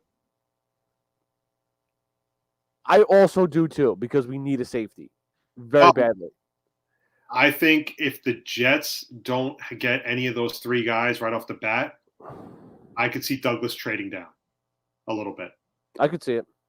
If he doesn't like what's there, and remember, Derek Stingley only played 3 games for LSU this year. That's not really promising. Yeah. Okay, especially coming off an injury. But to me, Joe Douglas is not afraid to trade down. And if he trades down, the problem is there isn't really like a legit quarterback in the draft where they're going to be like, yeah, I got to have that guy. Yeah. Maybe the kid from Ole Miss. I forgot his name. Oh, not Sam Howell. I know who you're talking about, though. Okay. Maybe him. But I don't think I don't think so. So, but I've never been a huge fan of taking a cornerback that high. Especially like if he's not Jalen Ramsey, because Jalen Ramsey was drafted that high and great cornerback, like absolutely worth it. But if he's not Jalen Ramsey, like was Denzel Ward really worth the number 4 overall pick? No. You know, like I'm just not sure. Like it doesn't do much for me. I'd rather draft a linebacker or a pass rusher. You know, draft a pass rusher. Exactly. You know, there's another guy. I think his name is like George, like Karfaitis or something like that. I think he goes. I forgot what school he goes to. I would not be surprised if the Jets try and trade up in that first round pick. Like they have the draft capital to trade up. We know they can, and yeah, but I don't think I would give up for that. I'm definitely not giving you both my ones. Yeah, you give the better one. Say the Texans have the 2nd overall pick. I say, and we end up having the 4. Swap ones. Maybe give us what they can get, because they're a freaking mess. Oh yeah. I mean, that team is just beyond bad. But we'll get into that next week. We'll look at the creme de la creme of crap. So, all right, everyone, that's going to do it for the Moffett on the Mic show for this week. Thank you, everybody, for checking us out. You can follow the show on Instagram at Moff on the Mic and on my Facebook page as well. You can follow Klim and the A1 Sports Network on Instagram, Twitter, and Facebook. Appreciate the stream coming from StreamYard. Yes. Boom. Only took me 4 chances. So, but again, thank you for everybody checking us out, whether on Facebook Live, whether on Apple Podcasts. Subscribe to the podcast, courtesy of Apple Podcasts or Spotify. Like and comment and leave us a 5-star review, because it makes us feel so special at the end of the day. Klim, will we be back next week? I think next week is going to be a little tough for me. All right. Well, we'll see. All right. So on behalf of Klim, I'm Craig. This is the Moffett on the Mic show. Wherever you are, stay safe. Have a great rest of the week. We might be back next week. We might not. But wherever you are, just stay safe. Oh, yeah. Next week's Christmas. That might be a little tough. But we'll figure it out. Anyway, wherever you are, enjoy the rest of the week. And again, follow the show on Instagram, Moff on the Mic, and on my Facebook page as well. Follow the A1 Sports Network on Instagram, Twitter, and Facebook. Have a great rest of the week, everybody. Take care.